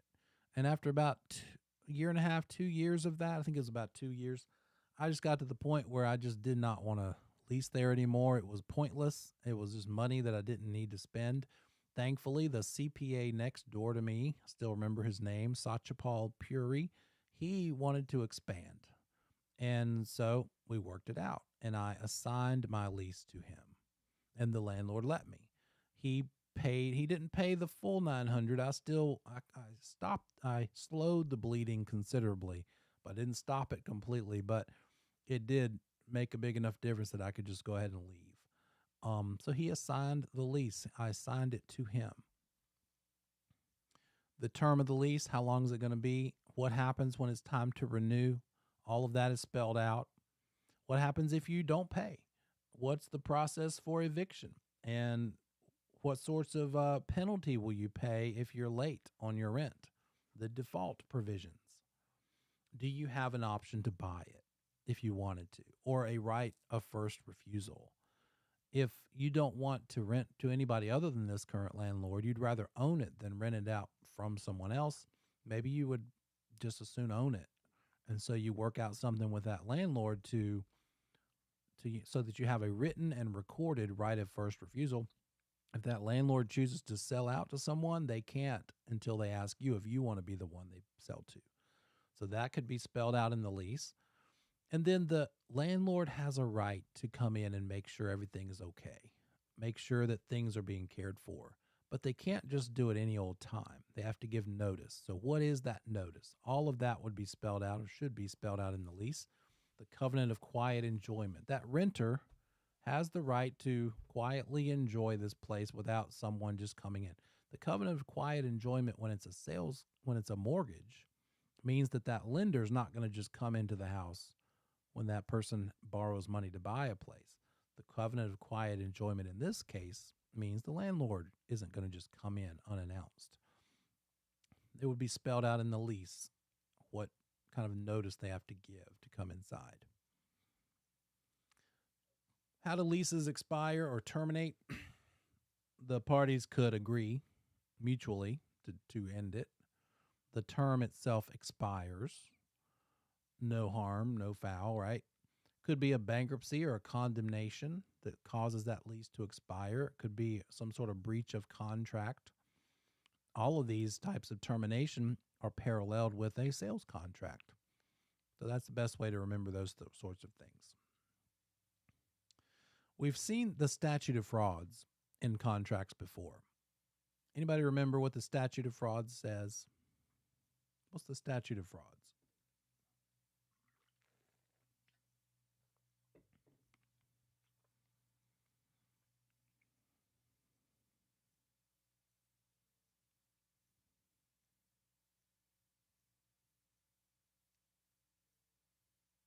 There's two big ones. There's the statute of frauds. And what is that one? Statute of frauds has to do with not writing, but not that it must be in writing, but that it must be what?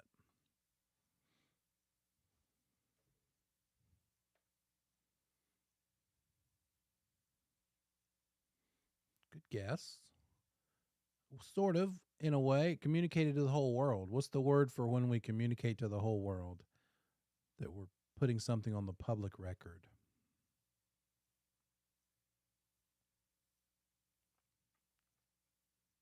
Put something on the public record like our deed or a deed of trust. It's called doing what?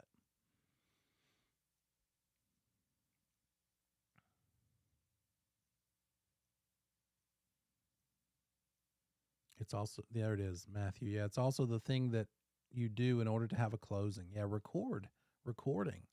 So the statute of frauds says that something must be recorded to protect against third-party claims. Statute of frauds. No, that's the Connor Act. Sorry, that's the Connor Act. I apologize. I was getting ahead of myself. Statute of frauds we'll get to later, but the Connor Act is the recording. The statute of frauds is what we're talking about here. Things must be in writing to be enforceable. Statute of frauds says it must be in writing to be enforceable. So what must be in writing? Ignore that first one.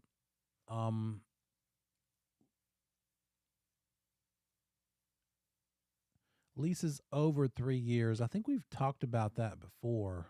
But if it's 3 years or less, a lease, the tenant is still protected if the property sells. They are still allowed to stay in the property and rent it. But if it's a lease over 3 years, not 3 years, be careful about that, but a lease over 3 years is not enforceable if it's not in writing. So statute of frauds says in order to protect a tenant for a lease over 3 years, in the event where maybe a property owner sells to another owner, that owner, unless that tenant who has a lease over 3 years, unless that's in writing, that tenant is in jeopardy of being kicked out. It would need to be in writing according to the statute of frauds. Statute of frauds says residential real estate or real estate contracts must be in writing to be enforceable. Leases over 3 years must be in writing to protect the tenant from a new owner coming in and kicking them out. 3 years or less, they're automatically protected because the law says you can't kick a tenant out. You have to honor that existing lease. But if it's over 3 years, it definitely must be in writing in order to protect that tenant.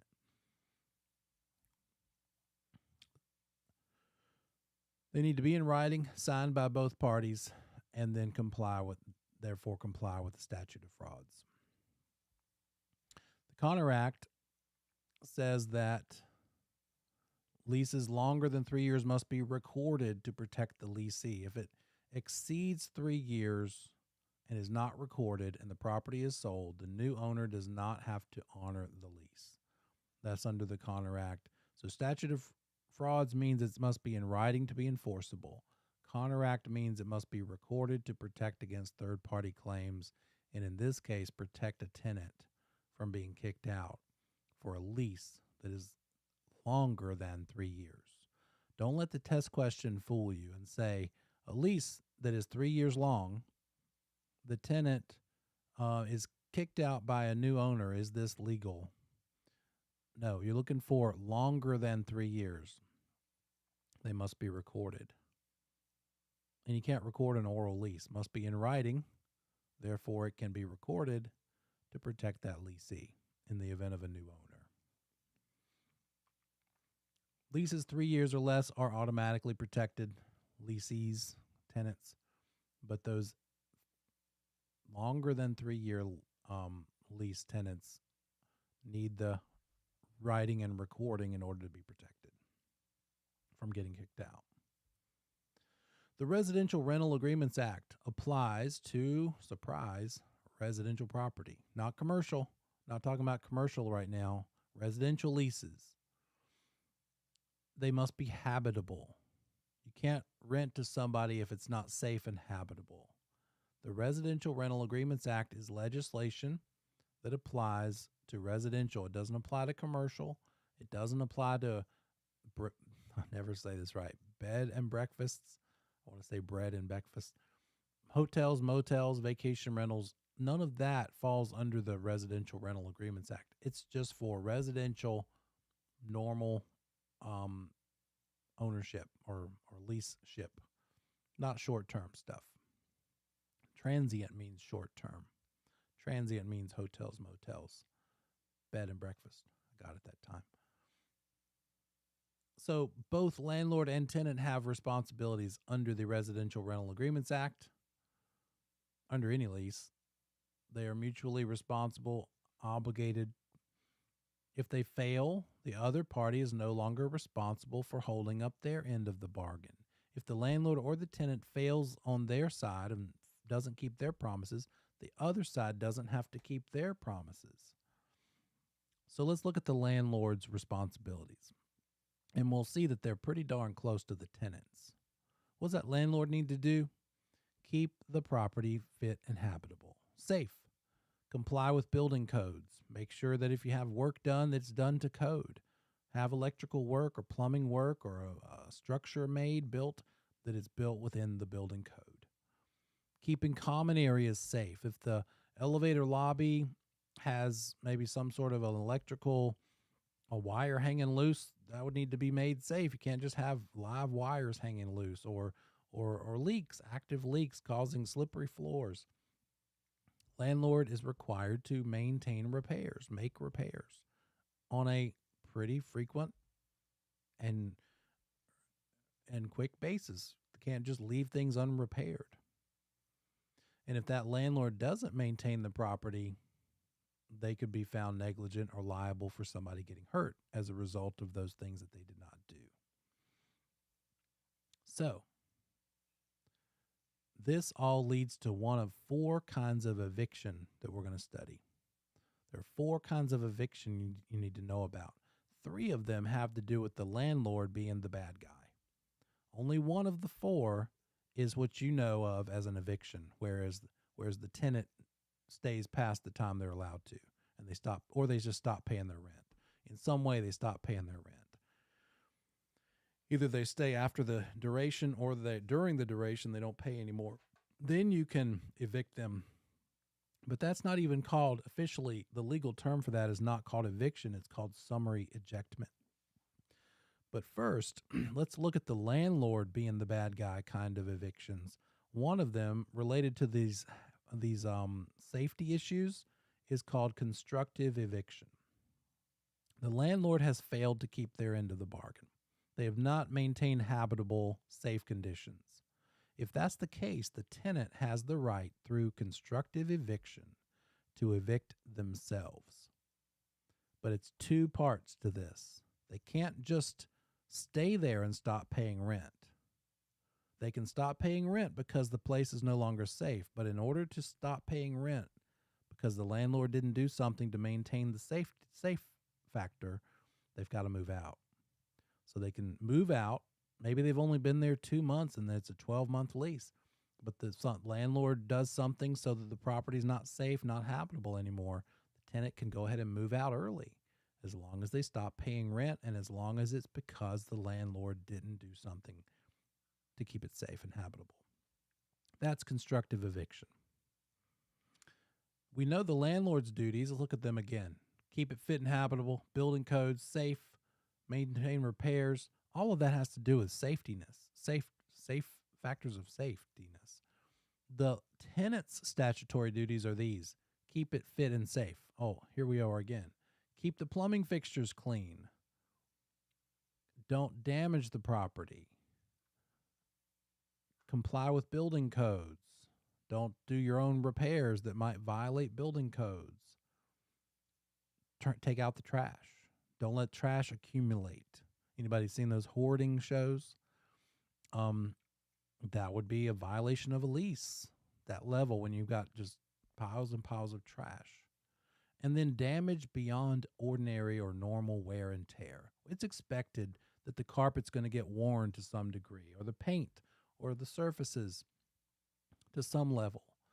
But things beyond that, ordinary wear and tear, is not allowed. One thing that's beyond ordinary wear and tear is crayon marks on the walls. Also, large holes in the walls. It's nail holes for pictures are okay, but fist size holes are not okay. And then tenants in red, big one at the bottom, they are not allowed to not pay the rent. Statutorily, right? They're statutory duties. They can't not pay unless they need to constructively evict themselves because the landlord did not keep it safe, right? But the tenant has to keep it safe too. Seeing a theme emerge here. Okay.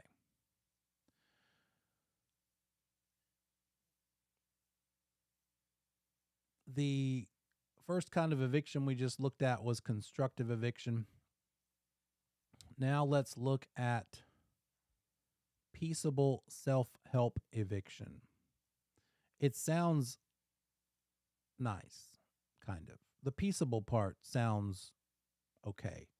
But self-help eviction means the landlord is doing something. They're basically being a bully. The landlord is mad at the tenant for whatever reason. It might be that they have a reason to be mad, a good reason. But the landlord is not allowed to bully the tenant in by like turning off utilities, changing the locks, taking off the front door. There was a case in Charlotte years ago where the landlord of the apartment building tenant came home and the apartment front door was gone. Landlord took it off. That's illegal. No matter how bad the tenant might be, no matter how many things the tenant did that are illegal themselves, the landlord can't resort to this. The landlord has to use the eviction, the standard eviction process called summary ejectment, which we'll look at in a minute last. So peaceable self-help eviction, another one where the landlord's the bad guy. Landlord's not allowed to run you out. Even if it's your fault, landlords still can't change locks, turn off utilities, especially now. Can you imagine a landlord shutting off the power? I mean, now they could kill somebody. Someone could die because of how cold it's been this last week. So it's illegal. Peaceable self-help eviction, illegal. Another one that's a landlord being the bad guy is retaliatory eviction. And that's where the tenant has exercised something that is within their rights and the landlord's mad about it and they try to evict the tenant because of that. So if the tenant is trying to assert their legal rights, they cannot be evicted for it. If they are, that's called retaliatory eviction. The landlord is retaliating to the tenant because they exercise their legal rights. What does that mean? Maybe they complain to a government agency about the landlord. They're allowed to do that. The landlord gets mad about it, tries to evict them over it. That's called retaliatory eviction.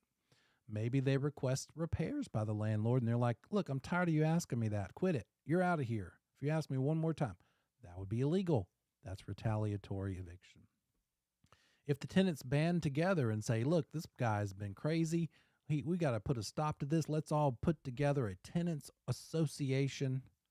Just because tenants are forming or joining a tenants association doesn't mean the landlord has the right to evict them. That would fall under retaliatory eviction as well. The landlord tries this. The tenant is protected from being evicted for 12 months. That's just built into this retaliatory eviction process. So, all three of those kinds of eviction were landlord problems. The landlord's doing something they're not allowed to do. Retaliatory, self-help, and constructive. Now let's look at the one that you thought of when you first heard the word eviction, because it's the only one most people know about. And that's not even officially called eviction in legal terms. The legal term for when a tenant stops paying the rent and gets kicked out is called summary ejectment. Now the tenant's the bad guy. It's the only way the landlord can lawfully get rid of a tenant. Summary ejectment. It's judicial, meaning you got to go to court to do it. Got to go to court, present in front of a judge, say, here's my proof that they stopped paying rent or they did something to violate their end of the deal. Therefore, please let me kick them out.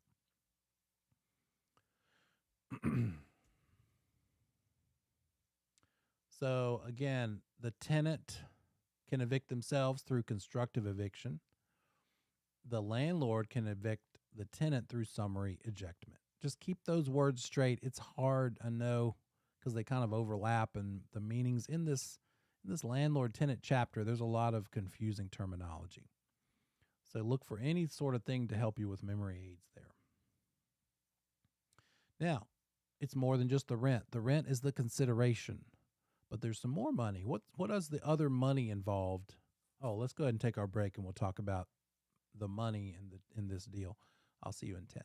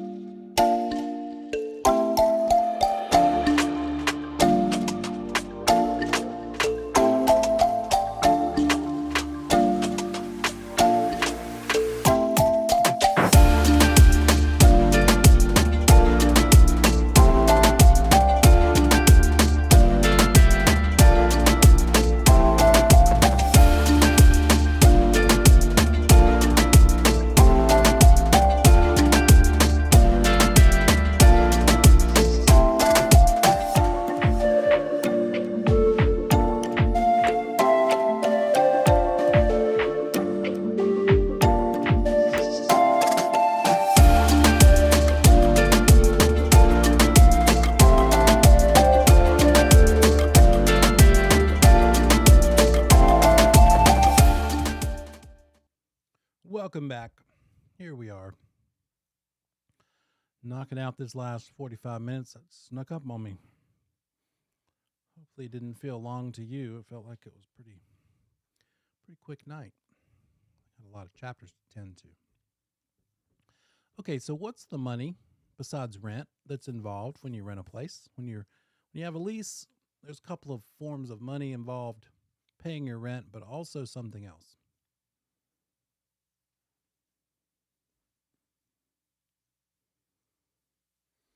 Those of you who've ever rented, there it is. Paying that security deposit. What does that reflect? What is that in place to handle?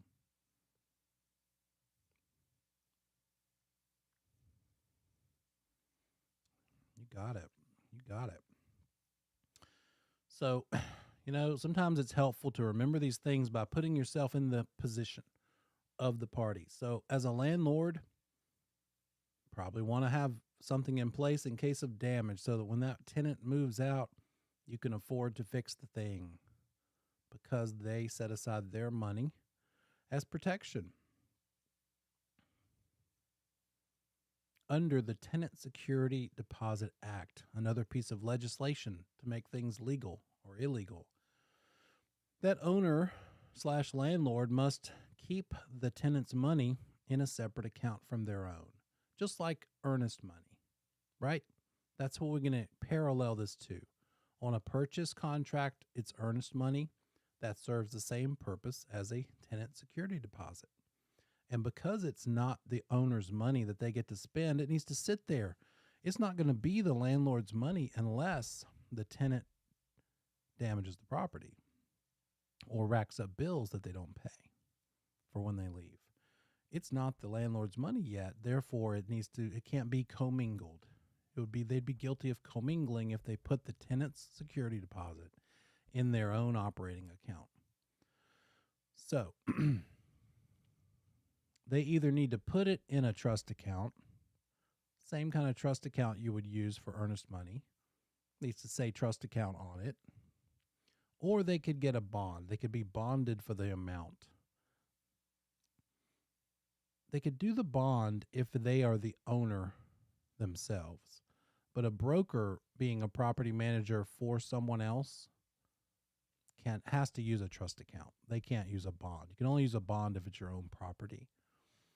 If the owner is a real estate licensee, has a license, they can't use the bond. They can only do the bond if they're not a license holder. They would, as a licensee, you have a license, it changes things for you. Just like if you have a license, you still have to disclose things that are wrong with the property that you have for sale. If you have a license, you can't use the bond option. You must keep that tenant security deposit in a trust account instead. Can't be the same trust account as the earnest money is where that goes. It has to be its own trust account for that property. Trust account separate from the main firm trust account if the owner is a licensee. There are some time limits about the money. How much can the landlord collect for security deposit? Depends on how long the lease term is. There was something else that depended on how long the lease term is. Remember, that was the notice you have to give to terminate. So two things depend upon how long the lease runs: the termination notice and the security deposit amount. So what is the security deposit amounts? What do they look like? The maximum a landlord or an owner can collect, allowable under the Tenant Security Deposit Act, is this. For a week-to-week lease, the most they can collect is 2 weeks of rent. For a month-to-month lease, the most they can collect for security deposit is 1.5 months. And for a month-to-month or greater than a month-to-month rent, more than month-to-month, the maximum they can collect is 2 months rent. So again, notice that it's not the same amounts, but the The amount of time to tell that you're terminating and the amount of money to collect for security deposit are both dependent upon how long the lease is. What can you do with that security deposit? What can that landlord do with it? It's there for, we know about damages, repairs, but what else is it intended to cover? What other sorts of remedy is it there to solve for that landlord? Tell me in the chat or speak up, whichever one. What's the security deposit allowed to be used for?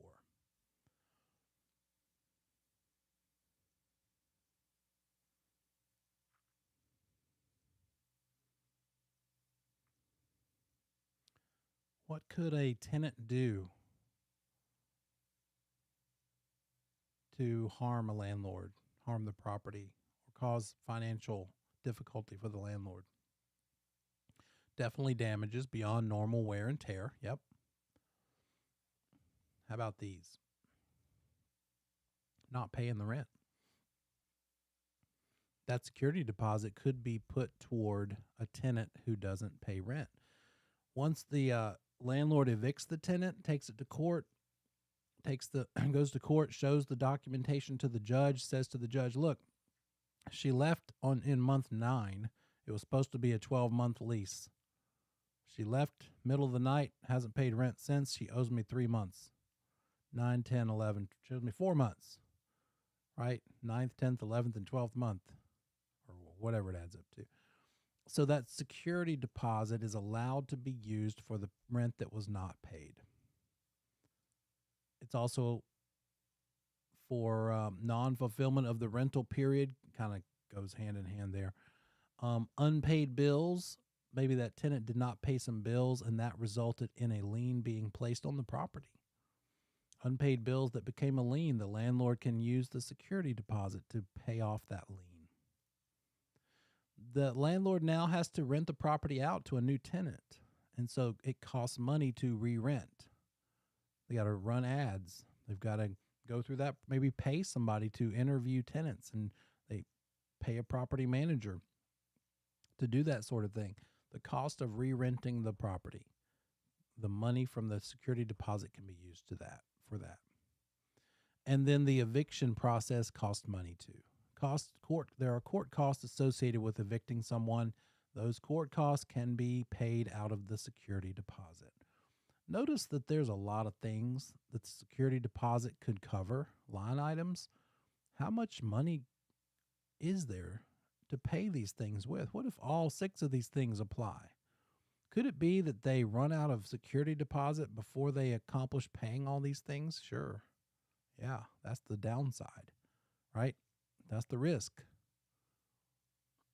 And the landlord, the lessor, is only entitled to what they actually lost, not what they could have lost. They can't moan and groan to the judge and say, well, this could have led to, well, what did it lead to? What did you actually lose? That's what they're going to be able to use that security deposit for. There is an amount of time that the security deposit also depends on. The landlord must provide a preliminary report of what they're planning to do with the security deposit within 30 days of the end of the lease. Within 30 days, they have to provide a preliminary report. Here's what we're thinking. We see that you've trashed the property. It's in worse shape than ordinary wear and tear. We're going to use out of the $3,000 of security deposit, we're going to spend $1,000 for the damages. You left before you were allowed to, before you agreed to leave. Therefore, we're going to keep the remainder of the other $2,000 because your normal rent's $2,000. So there's the entire $3,000. We're not giving you any back. That preliminary report is going to say, here's what we're planning to do with your money. And here's the justification for it. And then the final accounting, the final statement must be given along with any return of money, if any, within 60 days of the end of the lease term. So the preliminary is due within 30 days. The final is due within 60 days. What about pets?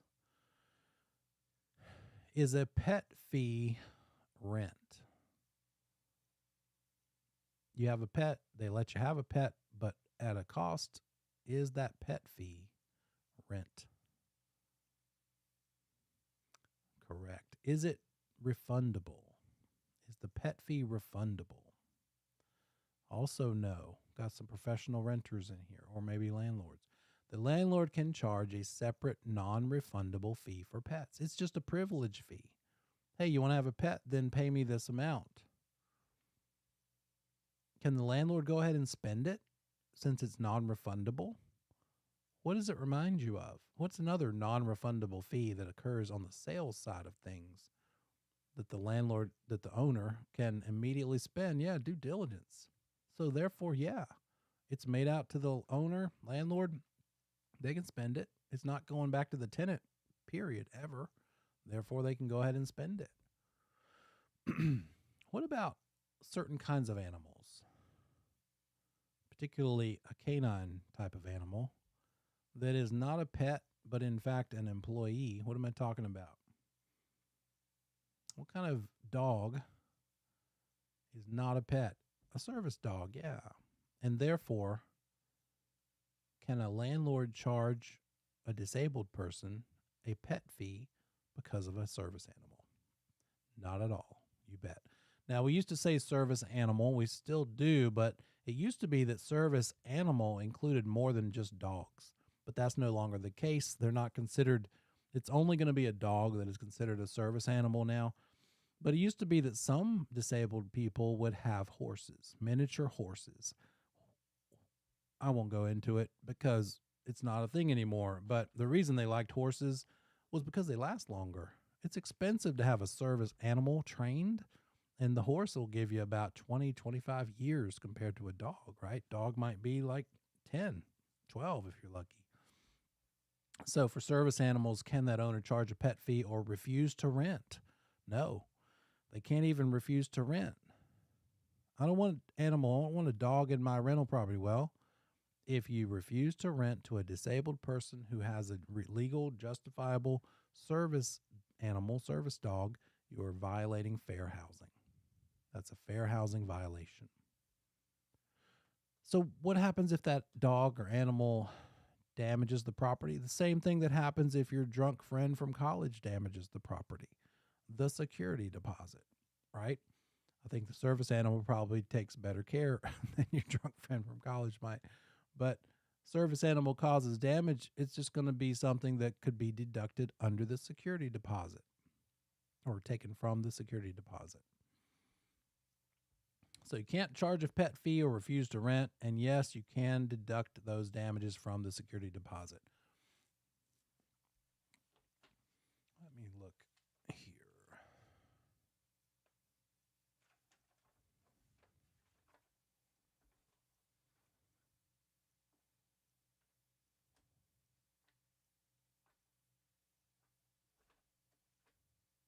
What's back here?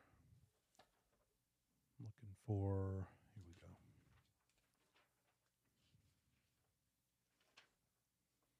By the way, we're in Unit 11.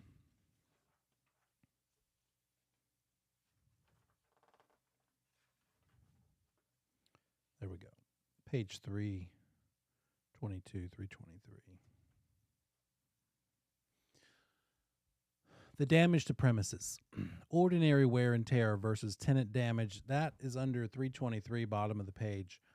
Damage versus ordinary wear and tear. Ordinary just means like dirty carpet, peeling, faded, cracked paint, dirty windows, plumbing that leaks, fixtures that are worn, broken blind strings. That's considered ordinary wear and tear. It's just going to happen with normal use, not abuse. Beyond that includes crayon marks, larger holes in the wall, broken fixtures, plumbing fixtures, burns and stains on the carpet, maybe from cigar burns. Unauthorized paint colors are considered damages. Unauthorized paint colors, bizarre paint colors, Excessively filthy appliances that need extra cleaning. Wow. That just conjures up all kinds of fun images in my mind. Extraordinary cleaning of the unit because of excessive filth. That's in the list. That's damage that the tenant security deposit can be used for. More than just ordinary wear and tear. 324 has a lot of North Carolina specifics. North Carolina specifics because it is about the North Carolina Vacation Rental Act. Vacation rental means less than 90 days. If it's a vacation rental, to fall under this North Carolina Vacation Rental Act, the tenant must have a normal primary residence. They're just renting this for vacation. This is not their primary. They have another residence that is primary, whether rented or owned. They're just renting this one for vacation, less than 90 days. And with the vacation rental, under the Vacation Rental Act, if somebody sells their property, say their beach condo, to a new owner, that new owner must honor any leases that are already in place. Let's just say it's in May or June. So you have a whole summer's worth of beach rentals about to happen. They've got to honor the rentals, the leases that are in place for 180 days. That's part of the North Carolina Vacation Rental Act. Another thing that falls under the Vacation Rental Act is a faster eviction process, because obviously if you're renting for less than 90 days and somebody just goes to such great lengths to need to be evicted, all that eviction process is much shorter, goes much quicker in light of the fact that the term is much shorter.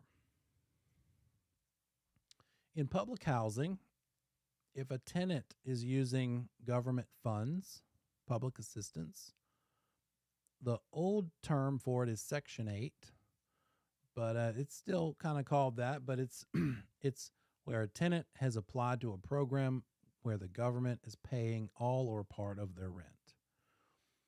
They can't be evicted for just any reason. It's got to be good reason, good cause. It's clearly the tenant's fault, and the tenant is entitled to a procedural process. But that does not mean they can just abuse the property or take advantage. They still can be evicted. They still have to follow the rules and the laws, but they can't be frivolously evicted, right? You can't just evict them because you're tired of having a Section 8 renter. Most property owners that get into the Section 8 program pretty happy with it because they have guaranteed income coming in. Section 8, government-sponsored public housing, you've got at least some, if not all of the rent coming from the government, guaranteed. It's part of the program, and if the tenant doesn't agree and hold up their end of the bargain, they don't get the money. So they're motivated, they're incentivized to do what they promised to do. When it comes to fair housing, which we'll get into in Unit 19, I think the leasehold estates tend to see more fair housing discrimination than the non-leasehold or the freehold. In other words, if you're selling a property, the most flaming, horrible, prejudiced, bigoted person probably doesn't care that much who buys their property because they're gone. They're out of here. But that same person, if they're going to rent the property, their true nature is going to come out because they still are the owner.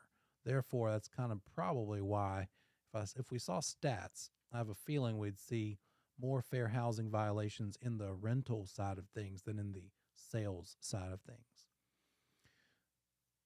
No discrimination of protected classes. We'll get into what those are. It's 7 federally protected classes: race, color, religion, national origin, disability. I think I hit them all.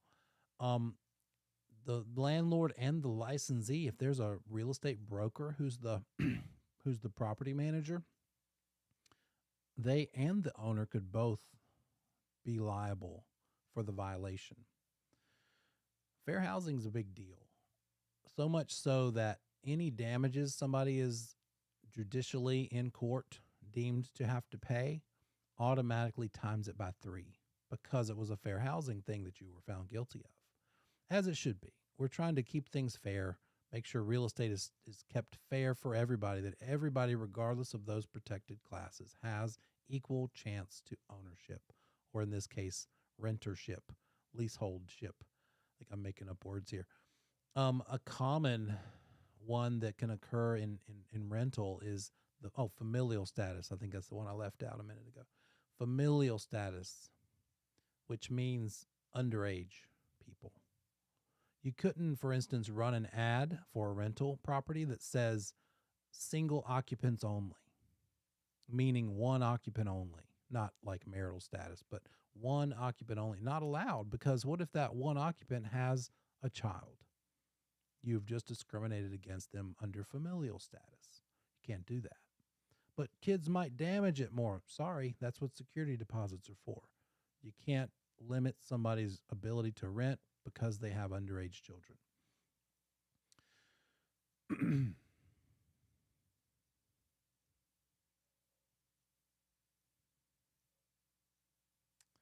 Then we in this business, we of course have Form 2T, standard offer to purchase and contract. Well, we have a lease version as well.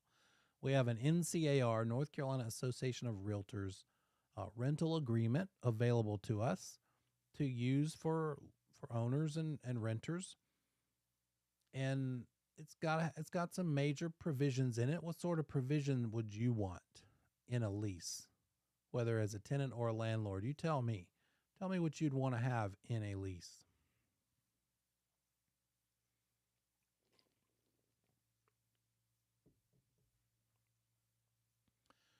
Spelled out up front, so there's no arguing, or there might be arguing, but there's easy to prove. Here's what you agreed to when you signed that lease. What do you want in that lease? Whether you're a tenant or a landlord. Definitely, how much is that rent? For sure. What else? How long is that lease? You bet. Got to be there. What else related to the amount of rent? Do you mean like, is the rent going to change or not? The rent to be fixed? Is that what you meant? The security deposit? Yep, you got it. How much is the landlord collecting for security deposit?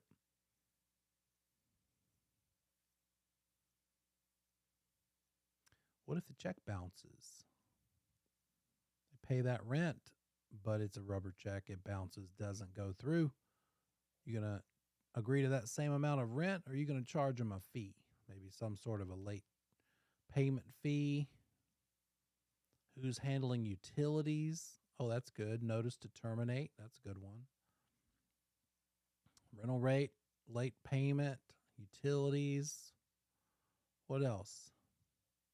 We've talked about some more than these things. What else have we talked about?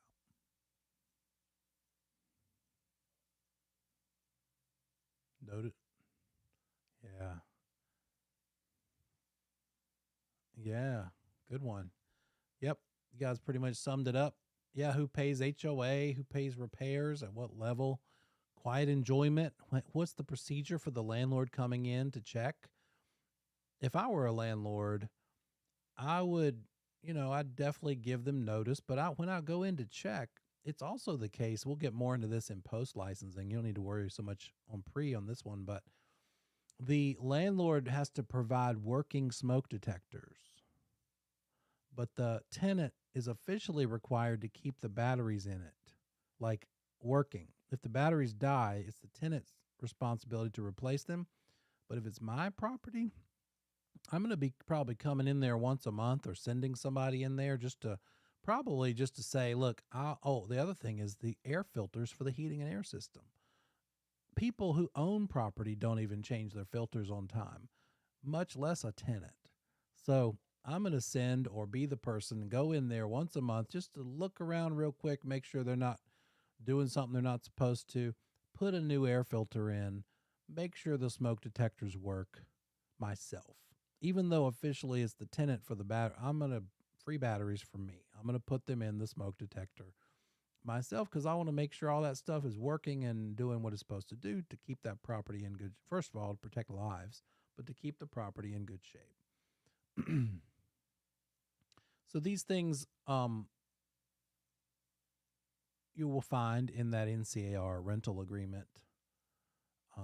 And with that, we're pretty much done with landlord tenant. We're going to move straight on into property management. Let's take a look at that one.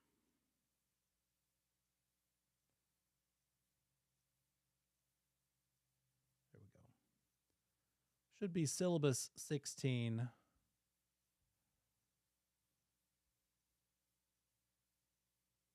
Unit 12, syllabus 16.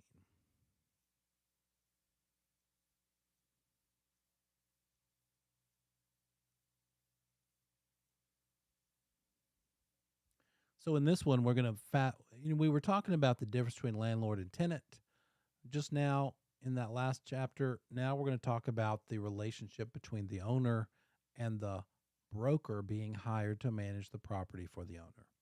Not every property for rent uses a broker or uses has a landlord and a property manager, but the ones that do have certain requirements. And so there are some provisions that are going to be in a property management agreement. Think about a listing agreement.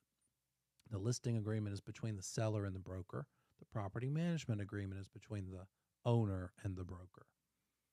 So we'll see what those duties of a property manager are, what the relationship looks like, what sorts of provisions are found in the contract, property management agreement. You cannot be a provisional broker if you want to do property management. You got to get non-provisional. Get that post out of the way. So a property manager acting on behalf of an owner in North Carolina must have an active non-provisional broker's license. If you've got a subchapter S or a chapter C corporation, you are allowed to have W-2 employees basically doing property management without a license. We've seen this before in the License Law Commission Rules section. It was item C, those 10 items, I believe. What can people without a license do? Property management. You can pretty much do real estate without a license if you are a W-2 employee under a corporation property management company. So W-2 employees can do real estate without a license when it's about property management. What does a property manager do? Their main job is to preserve the value of the property and generate income from the property. They're looking for net profit. They're creating revenue with gross rents, paying out the expenses, that's part of their job, ending up with net profit, which they will give to the owner. The owner gets the net profit because part of those expenses includes the property manager's commission. Property manager tends to work on commission just like we brokers do in sales. They maybe charge 8 or 10% of the monthly rent. So whatever the monthly rent is, they keep 8 or 10% as one of the expenses, give the rest to the owner. They also have, out of the 3 types of agency, special, general, and universal, it's general agency. We've talked about it before. You've all answered it properly before. This is one of the 2 places where general agency comes up in the real estate industry. The other one, where you're signing something on behalf of someone else, that's general agency. Not everything, but some things. The other place where general agency exists is that relationship between a licensee and their firm, because we can sign listing agreements, buyer agency agreements on behalf of our firm. In this case, you're being a general agent for an owner of property. You're handling the eviction as the property manager. You're signing the lease on their behalf, interviewing and finding the tenants on their behalf, doing a little more than you'd tend to do on a sales side. So that property management agreement, sort of like a listing agreement, by the way, again, must be in writing. Just like a listing agreement has to always be in writing. There is no verbal, oral property management agreement allowable. There's no oral listing agreement. There's only oral buyer agency. So property management must be in writing from the very beginning. It spells out what the property manager is expected to do. What is their authority? What are they allowed to do? Here's where it's different from a listing agreement. A property management agreement can have an automatic renewal built into it, a renewal clause. Think about this. If you want to list your property with a broker to sell it, that's probably going to result in selling the property. And you don't want to be obligated, if you're the owner, you don't want to be obligated to have to list your next house with that same broker, even if they were great.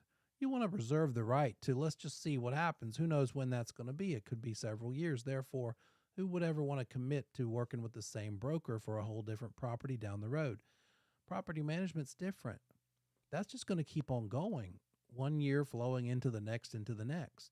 So if this property management manager is doing a great job, she's finding good tenants 1 year after the next year, new tenant, another great one, pays the rent on time.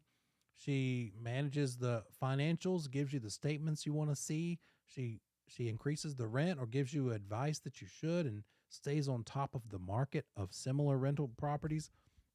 There's no reason that you might want to interview and replace her from 1 year to the next. Therefore, as long as they're doing what you were happy with them doing, let it automatically renew. There's the logic behind why the property management agreement can have an automatic renewal clause.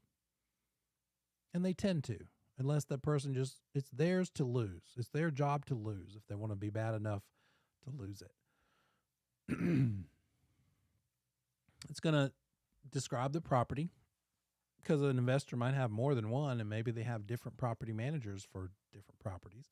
Maybe it's different types of property, and so one manager is good for this type versus the other.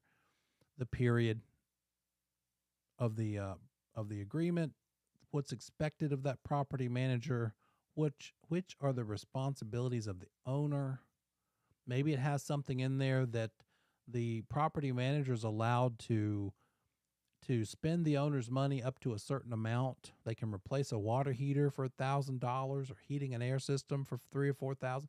But if it's more than $5,000 of any given repair, the owner has to have a chance to say yes or no. That number could change. Obviously, it could be, yeah, okay, I'm going to probably let my property manager handle the water heater. If the water heater blows up and they need to replace it, don't even bother me. Just tell me you did it. I don't need to be chiming in on every single dollar. If I trust them enough to hire them and use them, probably going to be okay with them handling that and telling me what they did. But if it comes to a full property, whole house, heating and air replacement, $10,000 maybe, yeah, I probably want to have a say. I probably want to know before they spend my money, right? So those sorts of things would be spelled out. Reporting financials, right? They're going to keep monthly financials, maintain trust account for the tenant security deposit, make sure that's kept properly and in compliance, and then report to the owner how it's going, what they're doing, what's in those accounts, what does the profit and loss look like, what's the vacancy rate this month versus last month, termination of the property management agreement, how is that going to happen? What's the process of terminating it if we need to do so? So, depending on how much you trust your property manager, you could pretty much let them do as much as you want them to if you're the owner.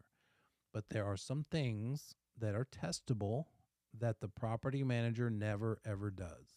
The owner does not delegate these things. These 4 things are never done by a property manager. Testable. I can't say this enough. Testable.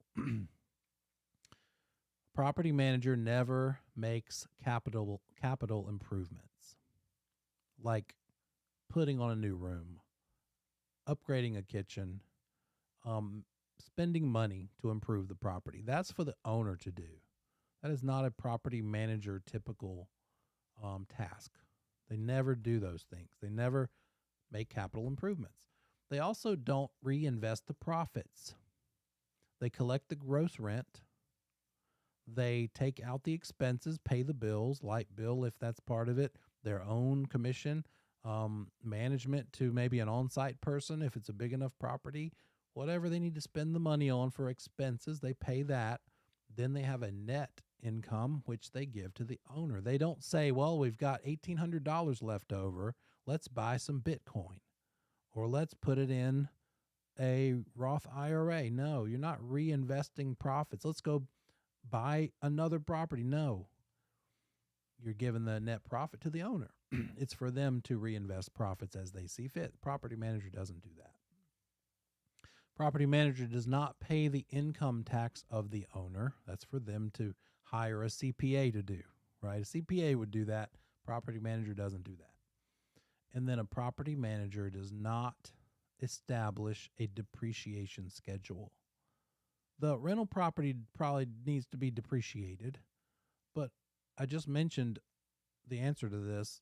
Who would it be? Who would best be suited to establish a depreciation schedule for the purpose of figuring out financially how much to depreciate a given property that someone owns?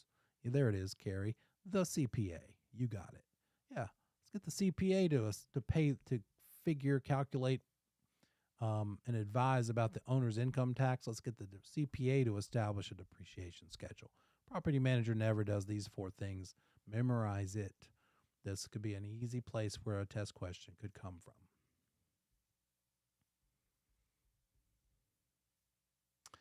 Just like when you go on a listing appointment and you get that listing agreement signed, part of what you're going to do as a listing agent on a sale, when you're helping somebody sell, is tell them what your plan is to get it sold, like a marketing plan.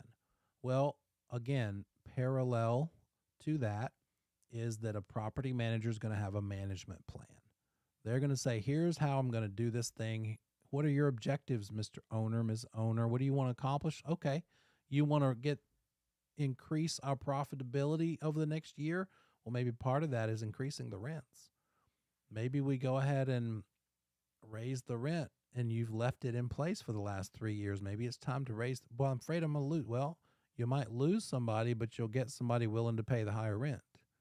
And so maybe that's part of that management plan, that property manager is going to get the profitability raised up through various objectives. Maybe part of that is decreasing expenses. Maybe you don't need the on-site person anymore, or you need a different one. So just like on a listing, you're going to do an analysis of the property and see what its probable sale price is and what similar properties are selling for down the road. In property management, you're going to do an analysis of the neighborhood, similar rental properties. What is the competition? If they're not renting this one, what do they rent? How can we be the one they pick over those others that they have to choose from?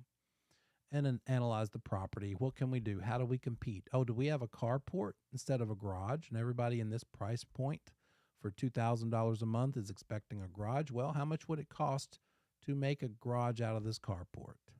Property manager's not going to make that capital improvement, but they might give advice to the owner that they need to do it. Then the owner says, that makes sense. All I got to do is put up a little bit of framing and some wall on one end, just the single open end, and put up a $800 garage door. Now I can call it a garage. Maybe I can raise the rent by $500. And so it's the owner who hires the contractor to get all that work done. But the property manager noticed it, realized, hey, we could get more if you had a garage instead of a carport, or any other, name it, any other suggestions a property manager might notice that could be done in their analysis. Their duties are to prepare financial reports, help that owner understand how their investment is performing, because that's what it is, right? It's a rental property. It's an investment property. Just like they get a statement from the bank on their savings account, a statement from their financial advisor on their IRA, on their mutual funds, they get a statement from the property manager showing what's going on with the operating budget, what's going on with the cash flow. How can we increase and improve the cash flow? Raising rents, decreasing expenses, maybe paying something off, maybe adding extra to the mortgage payment, getting that knocked down sooner versus later, having a paid for property.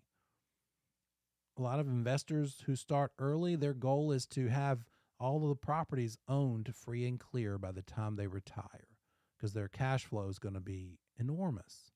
If you start out owning something 30 years ago and the rent is $800, and then 30 years later you're ready to retire and the rent is now $2,800, and also there's no mortgage to pay, your your cash flow is looking pretty good.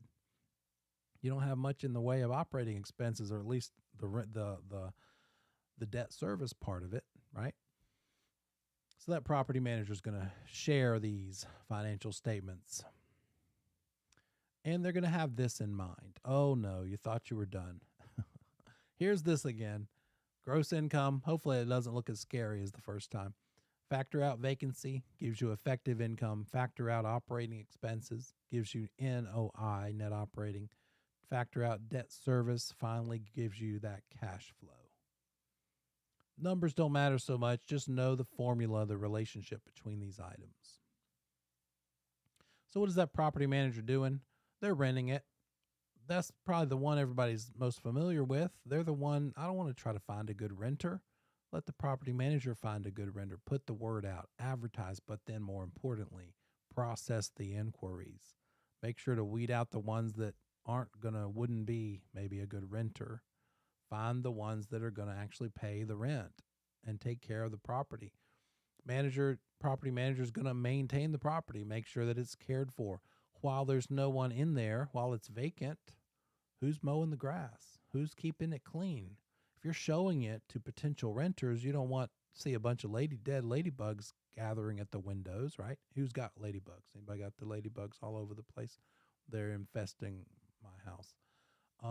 Thankfully, I'm not scared of them. Who's scared of a ladybug? So the property manager is going to maintain the property. Sometimes if the property is big enough, they're going to need to have a staff. They're going to need a 100-unit apartment building. They need a housekeeping staff. They need a maintenance staff. They need maybe a manager besides themselves, like an on-site person to kind of just be there. If it's a commercial place, or maybe if there's laundry or something, environmental concerns, are they doing the proper disposal of chemicals, of environmental waste type products? The Americans with Disabilities Act, also called ADA, has a lot of impact on the responsibilities of a manager, because ADA is all about public spaces. You've got to have publicly accessible places, easily accessible by everybody, including the disabled. Got to be able to accommodate wheelchairs, easy ramps from the parking lot up into the place of business. And can they get to the bathroom? How hard is it to do that?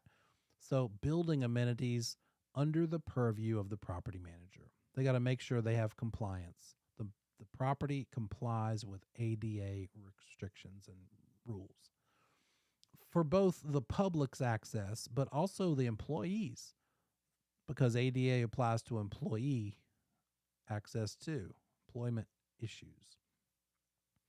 So that property manager is responsible for making sure that there is compliance with ADA.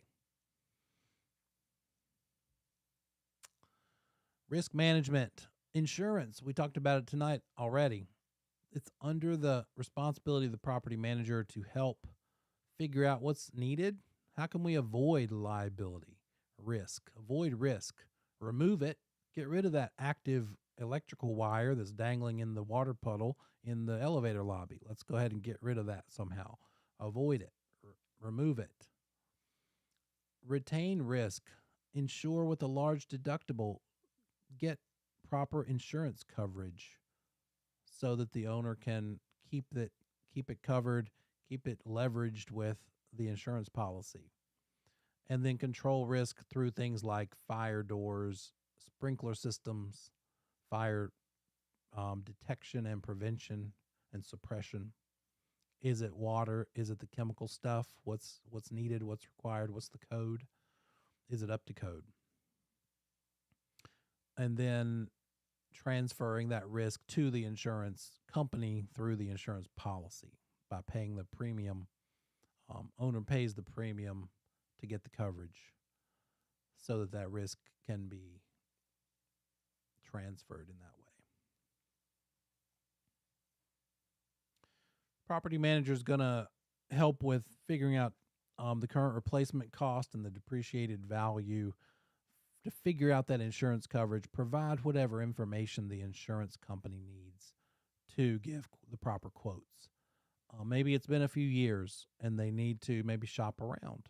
So that property manager would shop for insurance to see if they're getting the best possible deal and the right coverage. Maybe they need to up their coverage because the cost to replace has gone up, because lumber has gone up. That would fall under their purview as well. And then what are they doing it for? A commission. They're doing it for a commission. It looks like this. Here's the T formula on the bottom. Here's the single line good old algebra formula for those of you who like that. Take the amount of rent you're collecting per month, multiply it by the commission you're charging, and there's the monthly commission to the property manager. And then what are they going to make in 1 year on that property? Well, it's the monthly commission, $250 times 12. There's their annual. And so that's one property. Not unheard of. What if they had 10 properties that they manage for people? Minimum this level. Now they got $30,000 a year coming in for property management. What if it's 20? How much more work is it to manage 20 versus 10? I guess it depends on the property. If 10 of them end up needing evictions, that will be a problem. I would not want to handle 10 evictions. But if they're all kind of just running nice and smooth, that's a money machine, right? 60 grand for managing 20 properties. It requires a different level of gifts. Let's just say that. To be a property manager, I think probably best suited to be somebody who's comfortable and kind of gravitates toward that sort of accounting type of work. There is an element in the performing and managing, maintaining the financial statements where accounting or detail work could be useful. Obviously, the real estate side, where you're showing property, showing rentals, helping getting them marketed and getting those leases. And then obviously you're not acting as an attorney, but you need to be comfortable with legal documents because you're handling those leases, and then you're also having to actually go to the courthouse. That's the big one for me. That would make it worth it to hire a property manager. I don't want to spend my whole day going through the eviction process, sitting in court waiting for my turn to present my case because somebody needs to be evicted. So I'd rather pay somebody to do that. Is it worth paying them $3,000 a year? Well, if I'm collecting 90% of 25 per month, then yeah, probably it is, right? We are going to, that's it, guys, for the rental side of things. We're got to finish up a couple more. We're going to hit tomorrow fair housing, income tax, basic construction, and some investment. All of those are small chapters with not a ton of questions coming from them. We're also going to, whatever time we have left, do some more review of our license law and commission rules. And then all next week is review. So if you haven't already, do the tests through, what's it called? I just blanked on the name of it. Class Marker, I believe is what it's called. Go ahead and do that. Do the midterm, do the quarter term, anything you haven't, because after tomorrow night, I would suggest you go ahead and take the final. Take the final practice exam before next week, because we're going to be talking about everything. It's a free-for-all after this. Give me your questions. Use Notion. You can also email. You can also put it in the chat during class. But do some stuff ahead of time. Give me some heads up. Tell me what sorts of things you want to cover. And just come ready to hit units 19, 18, and 16 tomorrow night. And then we'll get into reviewing license law and commission rule, which we've mostly covered. I think we still need to talk about, I think we've talked about all of it at least once together. Hopefully you've all read through the comment section several times by now. And so I'll see you tomorrow. Have a great night. Put your name in the chat for me. Let me know how I can help.